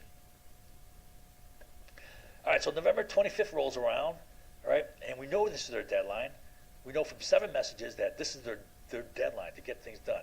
And on that day, G2 Army intelligence reports they sighted a Japanese Southern Fleet carrying 5 Army divisions southward bound off Formosa. All right, so let me show you a map. So here's Formosa, right? They're southward bound off Formosa, and that's the force that would land in the Philippines, all right, and fight the Americans, kick us out and take over the Philippines so they can secure the route of oil back to Japan. All right, so we know the attack is underway, right?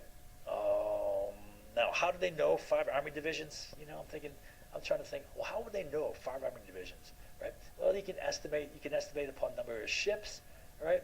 One troop transport can basically carry the amount of men for a regiment, so maybe that's 2,000, 2,500 men, right? So you're looking at five troop transports for an Army division, which means you're looking at, possibly like 15 troop transports. That's possible. Or maybe they had spies on land. I'm sure that was equally feasible. If they had them on land, then they would have seen that, right? But anyways, they know they have 5 Army divisions, right, heading south. That's a big force, right?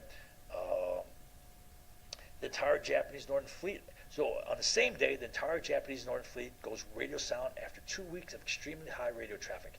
So this is testified by Admiral Turner.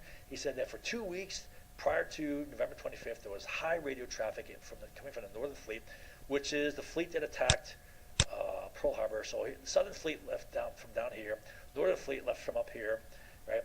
And then suddenly on November 25th, which is a deadline, we know that the whole Southern Fleet got out of the way and the whole Northern Fleet went radio silent. And he said this: Admiral Turner testified that he knew that meant the entire Northern Fleet had gotten underway, and that they believed, right?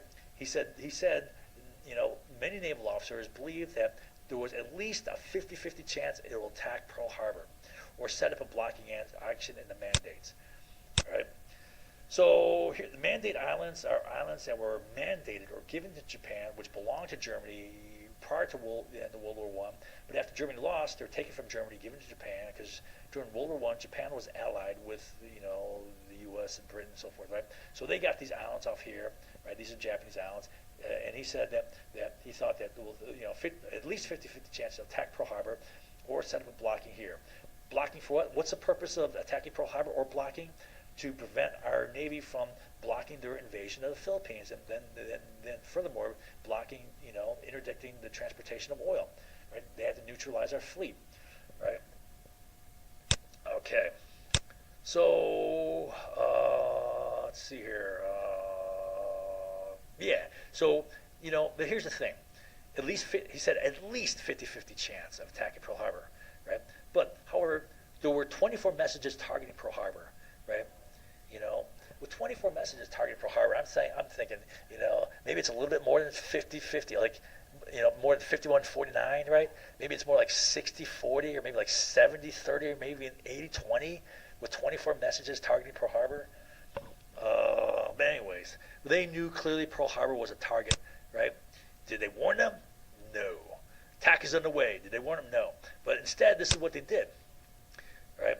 Well, let me talk about the Secretary Stimson's account of conversations going on on November 25th when the attack is underway.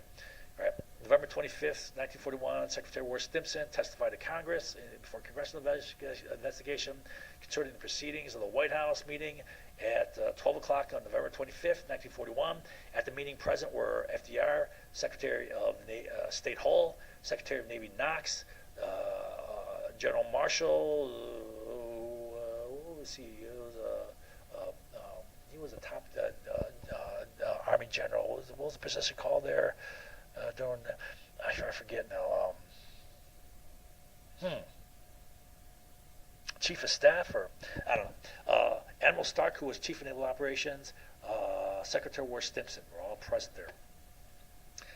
Okay, so General Marshall is the top Army general. Right? The President said that Japanese. This is quote from Stimson. The President said that the Japanese were notorious for making an attack without warning, and stated that we might be attacked, say, next Monday, for example. One problem troubled us very much.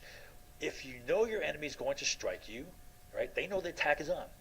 It is not usually wise to wait until he gets a jump on you by taking initiative. In spite of the risk involved, however, in letting the Japanese fire the first shot, we realized that in order to have the full support of the American people, it was desirable to make sure that the Japanese be the ones to do this, so that there would remain no doubt in anyone's mind who the aggressors were. Right? So they know the attack is on the way, and they know they got to let them just attack. Right? And you'll see that they didn't just let them attack; they opened the door to allow them in without any opposition. FDR, brought up the event that we were likely to be attacked perhaps as soon as next month. Oh, this is another place within the investigation. He states it somewhat differently. So he's stating the same. He's quoting the same conversation by FDR. He brought up the event that we were likely to be attacked perhaps as soon as next Monday, for the Japanese are notorious for making an attack without warning. And the question was what we should do. The question was how we should maneuver them into the position of firing the first shot without allowing too much danger to ourselves, right? So maneuver them into the position of firing, right? Not just allowing them, but maneuver them into the position of firing. And through cutting off oil, they knew they would maneuver Japan into having to attack. All right. Now, did the American public know this? No, they're totally brain dead on this, right? You know. Okay. Okay. November 25th, 26th. All right. So these are events that we took to lay Pearl Harbor open to attack. Right. On the 25th, so the day we know the attack is underway, Admiral Ingersoll, who was Assistant Chief of Naval Operations, he was just under Admiral Stark, second in command in the Navy under Admiral Stark, orders all shipping rerouted through the Straits of Torres just above Australia. Right? I think I told you that already. No chance a ship would stumble across the incoming Japanese fleet, give warning. Although trade was stopped with Japan, the U.S. was sending oil and war materials to the USSR. Okay, so here's the thing. All right, after we froze assets, there was no commercial ships going to Japan anymore, right? Right. So this is clear. But we still had Lend-Lease, and we're sending ships to Vladivostok. Where's Vladivostok? Right here. They would cross, high chance of them crossing the path. So on the 25th, when we knew the attack is on the way, when these guys left port, when these guys were heading south off Formosa, we rerouted all shipping through the Straits of Torres down here. That's as far south as you get, right? Like I said, if you go below that, you're going between Australia and Antarctica, right? So that's clearing the path for them, clearing the path. All right. Now, so even though trade was stopped with Japan, we're still sending war materials to the USSR Vladivostok, passing near Japan through the Japanese islands, as a matter of fact. Those ships could have run into the Japanese Northern Fleet. You know, if they ran into the whole damn Japanese fleet coming across, they radio an SOS, you know, emergency communication, like,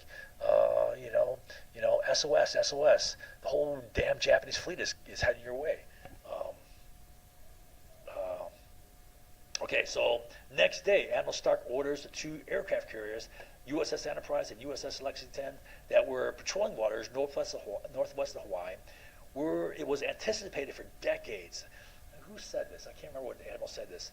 I think it could have been Turner again. Turner was a very good source. He was very honest.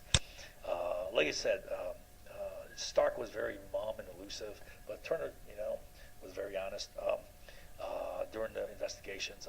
For decades, a Japanese attack would come from. So he orders them to take on P-40 Warhawk. Tomahawk or Warhawk, whatever the nickname, they were given different nicknames, Army planes built by Curtiss, right? Then deliver them to Midway and Wake Islands. All right, so let me show you a map here. Here's a better map. Okay, so here's a Japanese attack path, right? This is the actual map, a duplicate of the actual map, an exact duplication of Nagumo's original Pearl Harbor attack map, right? Here's Midway.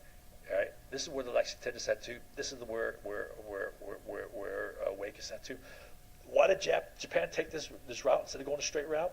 Well, they wanted to avoid our search planes at Wake and Midway. Right. The closest point of approach here is 700 nautical miles, well beyond the search range of any Midway-based search plane. Right. So then we send the carriers. So the carriers were patrolling northwest of Hawaii, right here, right where the Japanese launched their attack, right? So they're patrolling this area because we knew this is where they're going to approach us, they're going to attack, right? And they're aggressively patrolling this area. Then once the attack is underway, November 25th, the next day they're ordered to take the carriers, bring them back port, take on P-40 Warhawks, and send them away to Midway and then Wake Island, right? Clearing the path. So they cleared the path by getting Lend-Lease ships out of the way. They cleared the carriers out, right? Then let's see what the next thing is. They, again, know the attack is underway, right? So the next day, the third thing they did is on the 26th also, they know the attack is underway on the 25th. On the 26th, Secretary of State Hull issues the Hull ultimatum, right? This is a long paper, the long document, right? And it sounds the way it's written, it sounds reasonable. But what it's saying, the bottom line is it's saying to Japan, you cease all your operations in China, in Manchuria, and Southeast Asia, right? You get out, right? Right? it's totally unreasonable. Japan's not just going to stop all operations and get out, right? When their economy is dependent upon them now, right? The reason why they went into Manchuria and China, right, is because in the aftermath. Well, here's a brief history. I'll just tell you a brief history of a quick history of Japan, right, and its relationship with Western nations, European and U.S., right. We've been trying to push our way into Japan, right, forcefully, Commodore Perry, so forth, right, and Japan's threatened. European nations, primarily England, France, and the Dutch, then later Germany. Germany became a big player. Germany didn't become a nation until 1879, right, after the Franco-Prussian War.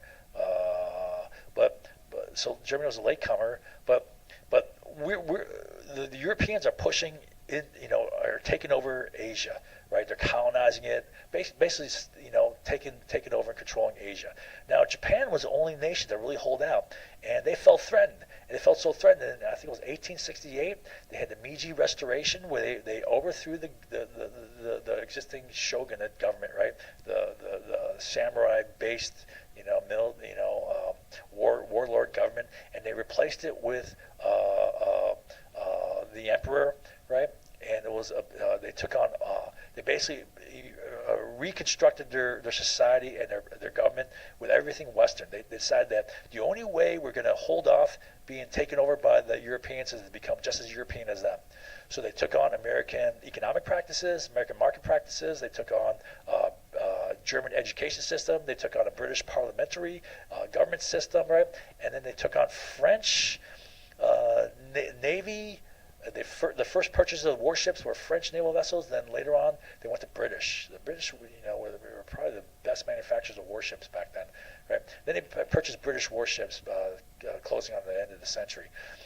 And their idea is we got to become as Western as them, and they started to industrialize, right? Build up their industries, become exporters of manufactured goods, and then that allowed their population to expand, increase revenues, expansion of the population. But by the 19th century, by the turn of the century, 1900, they became net importers of food. They're dependent upon food. They're dependent upon trade just to feed their population, right? And then by 1929, that situation got worse, right? The population's growing, right? Limited land area, right? They're more dependent upon imports of food, right? But then the Great Depression hit in 1929, and then the following year, that's when the United States passed the Smoot-Hawley tariff, which was a 65% tariff, a whopping tariff, right? And other nations followed suit. And what happened? That destroyed international trade, right? Now, the United States was able to get by because the United States is very blessed with rich resources, agriculture, minerals, oil, so forth. So we can be in autarky in a sense, right? We can be self-sustaining, as a complete economic unit, but not so Japan. Japan doesn't make enough food to feed their people. So when trade broke down, when everyone threw up tariffs, that destroyed trade, right? When it destroyed trade, if you're not exporting things, you're not making, it's gonna destroy the balance of trade, right? It's gonna destroy currency values, right? And then international trade's gonna break down, right? Now Japan is having trouble feeding its people now. So, by 1931, they're saying, well, screw it, we're not going to starve. And they went and invaded Manchuria. They manufactured an attack. They manufactured an attack on the Southern Manchuria Railroad. They blew up their own railroad, blamed it on Manchuria, right? And they used that to justify an attack. So that's a detonator. That's what I'm talking about here. Countries make detonators to manufacture wars. And then they manufactured another detonator by manufacturing another incident on the Marco Polo Bridge this time in 1937, and they went into China, right? So, where are we at here? All right. So they're dependent upon, that's part of their economy. It's part of how they stay alive as a nation. They need to control those. They're not going to give up Manchuria or China, right? So what this was it's an ultimatum, and what this was meant to send a signal to is Japan is meant to like give Japan the belief that there's no turning back. They're going to give us this ultimatum. They're not negotiating with us anymore. This shows that we cease negotiation. We're going to throw down this thing we know there's no way you're going to accept, right? It's totally unreasonable, right? It's an indication we're ceasing negotiations. And in fact, the very next day, on the 27th, in fact, so what the idea is, this was intended to end all negotiations. It represented the last nail in the coffin, telling Japan that there's now no turning back. So we know the fleet's coming, right? And then we send a message, which tells them there's no turning back, right? We're not negotiating, Get back, well, hell no, right? The Japanese, however, still held out hope. No, right, okay. Now, in fact, on November 27th, right, both Admiral Stark, Chief of Naval Operations, and General Marshall send messages to Pearl Harbor that negotiations have ceased. Right? You can see these messages. They use the exact same wording. Negotiations have ceased. So Admiral Stark sent it to Kimmel in Pearl Harbor. General Marshall sent it to General Short in Pearl Harbor, right, telling them negotiations have ceased. When in fact the Japanese were still desperate to get negotiations. Right? And they established this open telephone code to signal success in negotiations straight to Yamamoto. The phone went straight to Yamamoto. And as soon as he got the message that negotiations have succeeded and they got back oil, right, he would radio a last-minute message to call off the attack, to call back the fleet. That was their plan. And we knew about this too. All right. We knew about this code. Right. So even when the attack was underway, the Japanese still held out hope for a negotiated settlement. Right. This was just before the order to destroy codes and code machines. So this was sent, this secret code that if you said, I don't know, whatever, Joe Blow mentioned negotiations have succeeded, weather's crappy today, it means negotiations have, I forget exactly what they said, but you know what I mean, right? The open words means, if you use these words, these phrases, that means negotiations have succeeded, negotiations have failed, or whatever, okay? Now, starting on November 24th, Stark shifts Kimmel's focus away from Pearl Harbor. Right, so this is another thing that was done. You can say this is the fourth thing. 24th, Stark specifically warns about the threat to the Philippines, Guam. Right. Then he orders them to send aircraft to Wake and Midway, shifting focus off Pearl Harbor. Then he orders prepare a Marine battalion to land on Wake and Midway. Right. Then 27, General Marshall both sent messages, negotiations have broken off, right? November 27, Stark warns indication Japan's about to attack Malaysia, right? Philippines and Thailand. So he's shifting Kimmel's focus away from Pearl Harbor. All right, now December 6, 1941, intelligence intercepts Japanese declaration of war, naval intelligence. This is naval intelligence. Naval intelligence intercepts Japan's declaration of war. It's a 14-point communication, 14-part communication. FDR gets it about 9 p.m., right? Commander Scholes testified to Congress that he hand-delivered it, and he testified this. He said that FDR received it from him, he read it, handed it to Harry Hopkins, his trusted advisor, and said, this means war. And then Harry Hopkins agreed, he shook his head in agreement, and then he sits on it, right? Did they get on the phone? Oh, let's warn Pearl Harbor. Let's warn her. No, they didn't warn anyone. Right? However, FDR stalled, but then eventually passed it on to the Army and Navy, and instead of immediately sending out radio warnings, right? They delayed and sent out a warning just before the attack by Western Union telegraph, right? They could have radioed it, right? But they sent it out by Western Union telegraph, right? And the message was received in Pearl Harbor 8 hours after the attack, right? So to me, this is kind of a cover your ass thing, right? Why did they send it Western Union, right? It's not going to get there, right? Western Union, it's going through cable. There's got to be repeating stations and so forth, right? Retransmission, and anyways, he got there 8 hours later and didn't do any good. All right. Now key thing is look at where then Japan attacked on December 7th. Okay, December 7th. All right. So let's look at where Japan attacked. Now, from the American perspective, what the hell? From the American perspective, this is all about Pearl Harbor. Well, there's Vladivostok. Remember I told you about Vladivostok? There's the Japanese islands, right? Northern Island, right? They would go through these islands. This is where the Japanese fleet was based. Northern Fleet was based out of here. Right? Okay, so there's Vladivostok. Here is Thailand. Okay, what am I thinking here? Okay. Wait, what? Okay, so this is where Japan attacked. December 7th. Then they attacked Wake. Then they attacked Guam. Then they attacked the Philippines. Well, they attacked Malaysia, right? That was the key thing. Landing force in Malaysia. I think these came on the 8th. Well, this, there's your international date line. So 7th, this would be the 8th. Yeah. Anyways, same day. I think what happened was they basically followed the sun. Sun is coming across this way. Sun comes up here first. You attack Pearl Harbor first, then you attack Wake and Guam and Philippines, and then Malaysia. They jumped. Remember I said they took southern China and they stationed troops down here to jump off. They just jumped across here, landed in northern Malaysia. I forget exactly where. Maybe it was over here, right? Then they drove down the Malayan Peninsula, and then once they drove down the Malayan Peninsula, they kicked out the British by the end of December here. Then they jumped over to the Dutch East Indies. They secured this by the end of January, and then what? They got their oil. Right? Now, from America's perspective, this is all about Pearl Harbor. No, this is just a sideshow. Right? The key was to get this oil. But to get this oil, that necessitated you get Philippines. That necessitated you take out the American fleet. Right? And then to get oil back to Japan, it also necessitated you take out the American fleet. Right?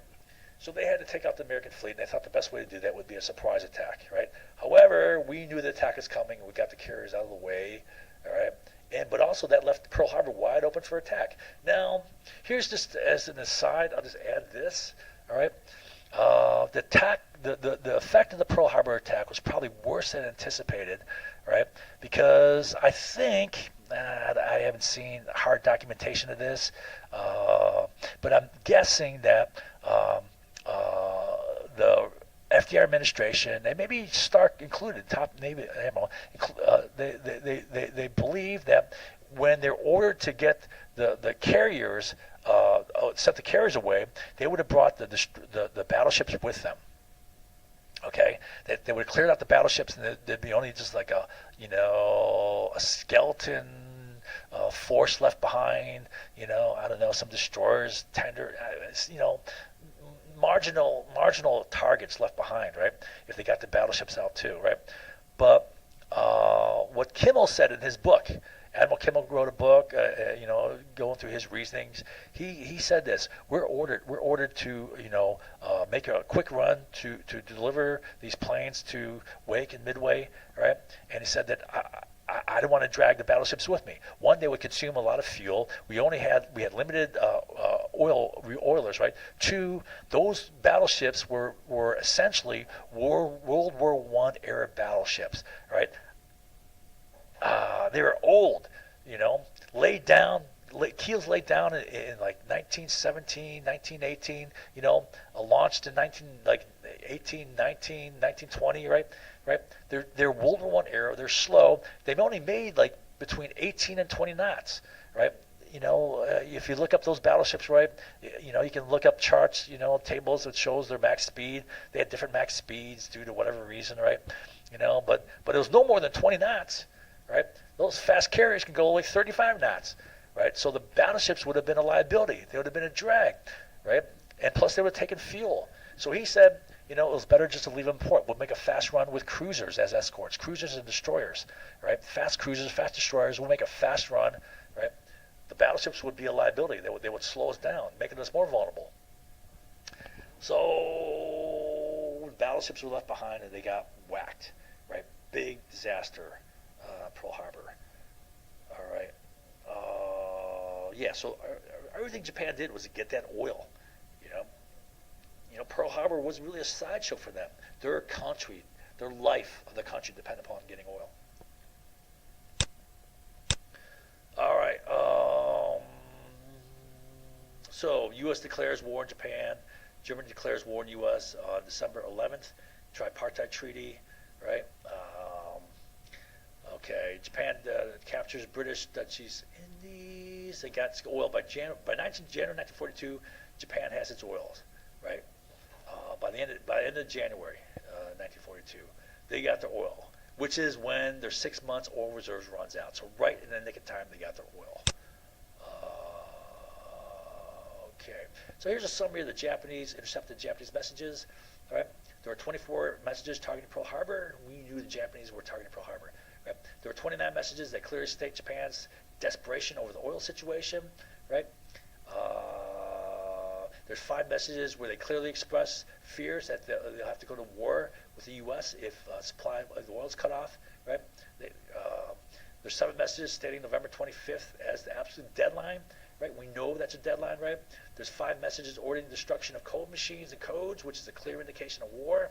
There's 2 messages concerning the recall of nationals, independence, which is a clear indication of war. Right. There's 3 messages in which the Japanese was concerned over the signing of the tripartite treaty. Oh yeah, this is what I told you about. Prince Kanoe saying, they're concerned that the signing of the tripartite treaty was a mistake, which backfired. Originally intended as a deterrent to prevent war, they now see it that it can be used to maneuver Japan into war. Right? They're seeing this as the key reason why the U.S. is going to try to maneuver us in the war, is to get into the war of Germany, which is the case, right? Remember we said that was a key strategic problem? Japan was not. Japan, if you look at it, Japan had limited ability, right? Germany was a key strategic threat. Germany was had a potential of being, a major dominant. They would dominate, the world, right? And that's not just an military aggressive Germany. That's Nazi Germany. So that was the key problem. Right? Is this another example of how the entire population can be manipulated? Absolutely. Is this another example of how the moral consensus is manufactured? Absolutely. Is this another example of the strategic manipulation of human resources controlling people? Absolutely. Right? That's a key strategic move, is to motivate people for war. In the end, given the situation in Europe, FDR did what he had to do. From what I read, I'm not like a presidential historian, but from what I read of FDR, I believe him to be a decent man, right? And know bits about other people in his administration, know about Ickes, right? A decent man, right? These guys were decent men dealing with a very bad situation, right? And you had bad options, right? And we had to go to war. So actually, FDR is one of my 3 favorite presidents, right? I like Lincoln, I like Eisenhower, and I like FDR. And I believe this, from what I've seen, as far, you can say Eisenhower was a great military general, great, overall supreme commander of World War II, right? But from what I've seen, FDR was our greatest commander in chief. The things he did, you compare him to Hitler, for example, they were exact opposites. Hitler had strategic blunder after strategic blunder, right? Making bad decisions, right? Forcing his generals to do things, right, which are stupid. FDR, it was like he didn't make a bad call, right? He was a brilliant military strategist, right? Just a clever, smart guy, and it was like brilliant strategic move after brilliant strategic move. He was on point, spot on and everything. And you could say, well, maybe Eisenhower didn't have the opportunity. I mean, what greater opportunity do you have to show your strategic chops in World War II, right? But still, FDR was brilliant. Maybe my favorite president of the 3. Anyways, lastly, I believe that the key cause for the conflict in the Pacific was a breakdown of international trade that started with the Great Depression in '29, especially with the big tariffs that everyone was whacking up in 1930. Okay, so I'm going to stop there. What I'm going to do is this. I'll do a quick review here. Pearl Harbor is an example of, 1, how history can be cooked up to artificially manufacture a moral consensus, right? We said that history is like a court trial, right? You can't make up evidence. You can't cook up evidence, right? And you can't conceal evidence. Well, all this stuff. Does this stuff make the books? We'll see how an actual history book attacks and tries to destroy the significance of the evidence, right? How you can make lying history. People think history is just the way it is. No, right? History is the way it's written, and people can be liars, just like they can be just as good as liars as lawyers. We'll see a case here. I'll go through an example here. It's a latent function, underlying function of history in creating loyalty, right? The power of symbols and their use to control perceptions and actions. The attack on Pearl Harbor being a powerful influence on behavior. And like I said, to the last day of the war, people were fighting like mad dogs, right? Americans were fighting like mad dogs. Why? Because they attacked us on Pearl Harbor. How human resources are controlled by controlling morale, motivations. How true power is getting other people to want what you want, right? So this shows all of this, right? It also is another example of how, I know to attack this, they did a preemptive attack to attack credibility, seed doubt, and there's going to be another attack afterwards. Once all this stuff is forgotten, and this stuff will be forgotten, then they'll launch an attack. It's forgotten now. All right, so what I want to do now is,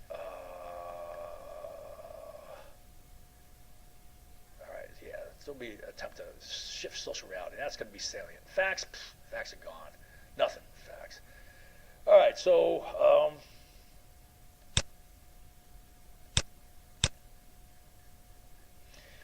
to review, I think it's best to draw a picture. Wow, I'm hungry. Starving. All right, so this is kind of a picture. Try to make it as easy as possible to kind of correlate, combine, integrate all these things here. So I'm going to start here and say that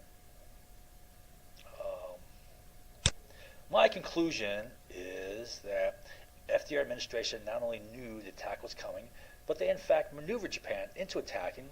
And then once the attack was underway, when they knew the attack was underway, they opened the door for a successful attack.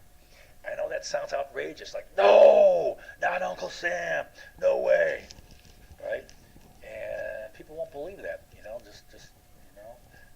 but let's take a look. Let's try to integrate everything here. So let's take a look at testimony. Take a look at the provocation plan, intelligence warning. That warnings that we knew attack was coming. Classic indications of war. We knew the Japanese deadline, and we knew the attack is underway on the day of the deadline. Then we take actions to open the door. We received the declaration of war on December 6th and did nothing. We have confessions by key people here. We have clear evidence. We knew that cutting off oil would cause war, right? And we cut off oil. So here's a testimony. Admiral Richards said a number of times that FDR is trying to get us into this war. He wants to get us into this war, and then he said he's willing to sacrifice a U.S. Navy ship to get us into this war. Admiral Stark then wrote a letter to FDR, which I believe was a cover your ass letter, right? Stating, hey, as I understand what you said, right? You want to sacrifice 1 or 2 ships, but not 5 or 6 like I originally thought. And I breathed a great sigh of relief. Whew, thank goodness, right? All right. But he clearly states that FDR wants to sacrifice 1 or 2 ships. All right, in a letter to FDR. Provocation plan. So there's a plan to take action against Japan. It includes 8 action items to reduce Japan attack. We want war. Remember what the writer of the plan said, McCullough? McCullough says, if by these items that induces Japan to attack, right, all the better. All right, intelligence warning Japan plans to attack Pearl Harbor. So we know advanced warning from Solid sources. This is what Ambassador Grew said. I have solid evidence from multiple sources, including one Japanese, that Japan is planning to attack Pearl Harbor. Right? That's discredited by the guy who wrote this provocation plan, McCullum. Right? 4 days after this is sent, he says, disregard it. And discredit when? After naval intelligence, after McCullum has 9 of the messages targeting Pearl Harbor. He says, we have no indication that's going to happen. Disregard it. Then there's 24 messages targeting Pearl Harbor, none of which are shared with Pearl Harbor. We intercept classic indications of war. There's orders to destroy code machines. That's classic indication they're going to war. There's order to recall dependents. Classic indication of war. Known Japanese desperation. We know their desperation, and we know their deadline. Through 7 messages, we know that November 25th is their deadline. Right? 25th rolls around. We know the attack is on the way. The attack is underway. Both northern and southern fleets have departed. Right? And we know the attack is underway. Now, once FDR knew the attack is underway, they took actions to open Pearl Harbor to attack. Right? They rerouted ships through the Straits of Torres on November 25th. They sent the carriers away on November 26th, right, on a UPS delivery mission, right? They sent the whole ultimatum on November 26th, which basically sent the message, we're not negotiating, we're done, right? Essentially giving Japan the idea that there's no turning back, right? We focused the threat off of Pearl Harbor, right? We'll start at that to Kimmel. Received declaration of war on December 6th, a day before the attack. We received the declaration of war. We don't tell anyone. And you have confessions by key people. Ickes, remember he said, easy to get this in the war. He also said, I've known for a long time that Japan is our best way to get into the war, through Japan. Right? Then he says, and then if we go to war with Japan, we'll undoubtedly go to war with Germany, right? Which is the key strategic problem. Stimson said we have to maneuver Japan into attacking us to get public support for the war. We knew the attack was coming, and we let them attack. We had to let them attack, even though we know it's coming. McCullum plan, try to get Japan to attack. He said, all the better. Then they knew cutting off oil would cause war. October 1939, FDR knows from Ambassador Grew that if oil is cut off to Japan and they can't supply their strategic needs, right, for their national security, then they're going to go attack the Dutch East Indies, which was basically Dutch, British, and U.S. oil. May 31st, Japan warned that you cut off oil, we're going to war. June 23rd, Ickes' letter to FDR saying,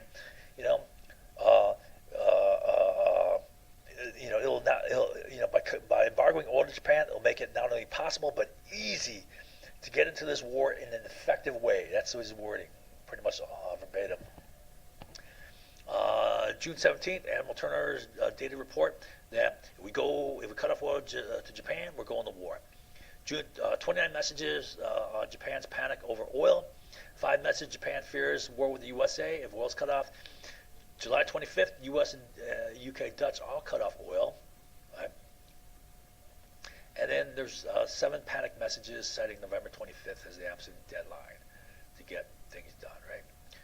All right. So I'm trying to synthesize things because I know all the facts are fragmented and gone, and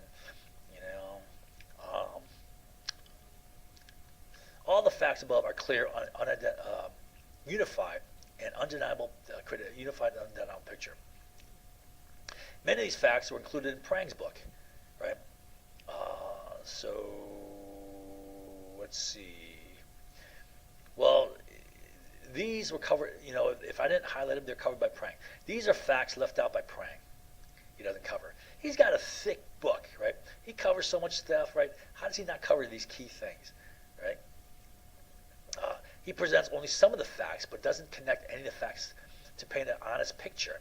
Instead, he scatters. This is Prang, right? He was an official naval army historian during World War II, right? And then he wrote the definitive book on Pearl Harbor. At dawn we slept, right? What he does is he doesn't create a unified picture like this, showing how all the facts go together. Right? For example, we know from 7 Messages that that our cutting off oil is going to lead to war, and that Japan is desperate, right? And that Japan now has a deadline, right, to get negotiations done, right? And that on that deadline, the ships are underway, the attack is on, and that on that deadline, when the attack is on, we open the door to the Japanese attack, right? You think he covers all that? He okay, for example, let's see. He presents only some of the facts, but he doesn't connect any of the facts. None of it is connected. So he presents, okay, there's a deadline, but he says he tries to destroy the significance of that. Right? He also admitted that we knew the Southern Fleet had departed. He doesn't say anything about the Northern Fleet, right? But he admits that, okay, you know what he says about this? Nothing. He leaves this like this means nothing. Oh, he tells you that, Secretary of War Stimson informed FDR that the Southern Fleet had got it underway. Boom, that's it, right? What does that mean to the reader? I don't know. So ships are moving, right? Does he connect any of these together? No. Example, November 25th deadline. He doesn't connect it with cutting off oil, right? He doesn't, and indications of war. He doesn't connect it with intelligence. The intelligence on the attack was on. That we had intelligence that the attack was on, right? That we sighted the Southern Fleet. That we knew the Northern Fleet had got it underway. Was likely to attack Pearl Harbor.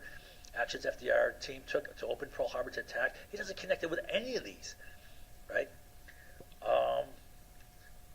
So this is the book he wrote. It's thick.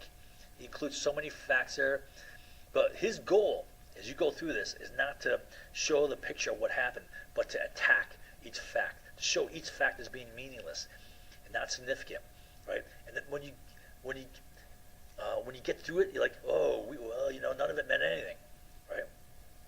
So he fragments, he disjoints, he discombobulates, he blows smoke, he buries each fact under a pile of distortions and spin, right? He then attacks each fact in isolation. This is a classic lawyer method of manipulation. So the idea is, right, if all these facts are integrated, right, what you do is you isolate them. Let me show you what he did. All right. And I'll give you an example of, he said at dawn we slept here. To attack this, that we knew the deadline's November 25th. He said, well, that was meaningless because why? Well, everyone knew the attack was coming. Everyone knew war was coming, right? So this is meaningless. Well, why does he say at dawn we slept? Like, it took us all by surprise, right? So when I have F here, this stands for facts, right? IT are inconsequential trivia. You're blowing smoke here with meaningless stuff. Non-essential facts, right? You throw out non-essential facts. You're basically creating camouflage. You have lying distortions. You have dead ends that lead to nothing. Now the whole body of facts, right, connected to the conclusion,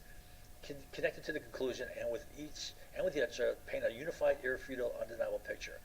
So all these facts relate to each other. They all point to the same conclusion, right? They support each other, reinforce each other, right? That's the idea here, right? You knit them together in a meaningful whole. What he does is the exact opposite. So here's the facts. He disperses them throughout his book, right, to distant points, right? And some of the facts he doesn't include. These are non-included facts, which are important. Right? And then, instead of connecting these facts together and pointing to the conclusion, he never points the fact to the conclusion. He sends them off on a wild goose chase on some distorted thing, right? Or he didn't say anything about it. For example, the fact that we knew that the Southern Expeditionary Force had got it underway, right? He mentioned that G2 intelligence had that Southern Expeditionary Force had gotten underway with carrying 5 army divisions heading south off of Formosa, but then boom, leaves it, right? Means nothing, right?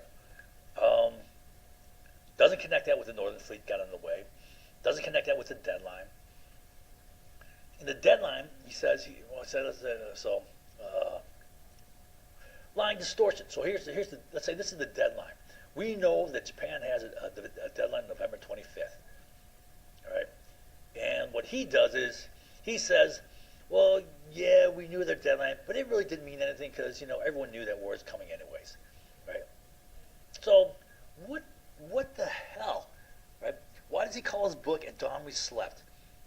Like we were taken by surprise. Well, you know, we know when the attack is getting underway, but he doesn't connect that. He doesn't connect any of these things together. So we know that the deadline is November 25th. We know on that deadline the attack is underway, right? He's totally in isolation from each other, right? Anyways, he writes a big, thick book, and he blows a lot of smoke. All these, non-essential facts he's throwing up, right? Inconsequential trivia. You see how he's camouflaging the facts and all sorts of bullshit, right? And you never connect them together. They're fragmented and isolated. So that's an example of how you can control history, right? Another example,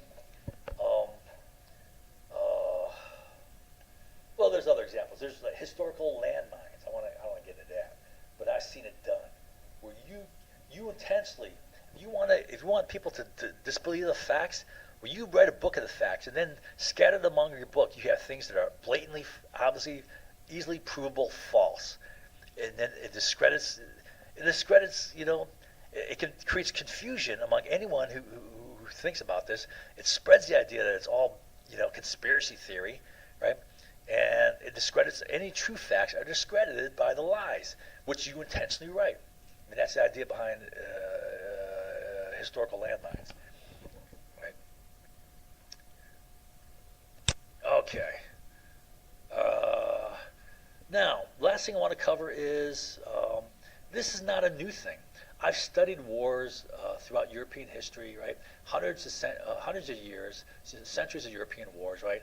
And I studied U.S. wars, right? And what I call these methods of starting wars, detonators. A detonator is a small explosive device used to start a bigger explosion. For example, if you get a block of C4 explosives, right, it is highly stable. Nothing's going to get it to blow by itself, right? You can hit it with a sledgehammer or whatever, right? You need to have a detonator to get it to blow. So you need a small, powerful explosion, little explosion to get the whole big explosion to go. Now that's what a detonator is, an incident used to start a war, right? And these, I give examples: Japan going into Manchuria, I talked about that. Japan going into China, Germany going into Poland, U.S. invasion of Iraq. We use detonators all the time. U.S. First Gulf War, U.S. Vietnam, U.S. World War II, U.S. World War I, Spanish-American War, a whole slew of American Indian wars, right? Our invasion of Mexico, our taking Mexican territory, which is the southwest U.S., and including the Texas-Mexico thing, right? The whole Alamo thing, right? Creating detonators. How do you manufacture an incident to create a war? Old practice done, right? Do Americans know this? No, right? So next time it's done, it'll work again. All right, so yeah, that should provide some backing to the fact that these theories are valid. There's valid worth in understanding these theories because this type of thing is done to control populations. All right, that's it for this lesson. Attack away.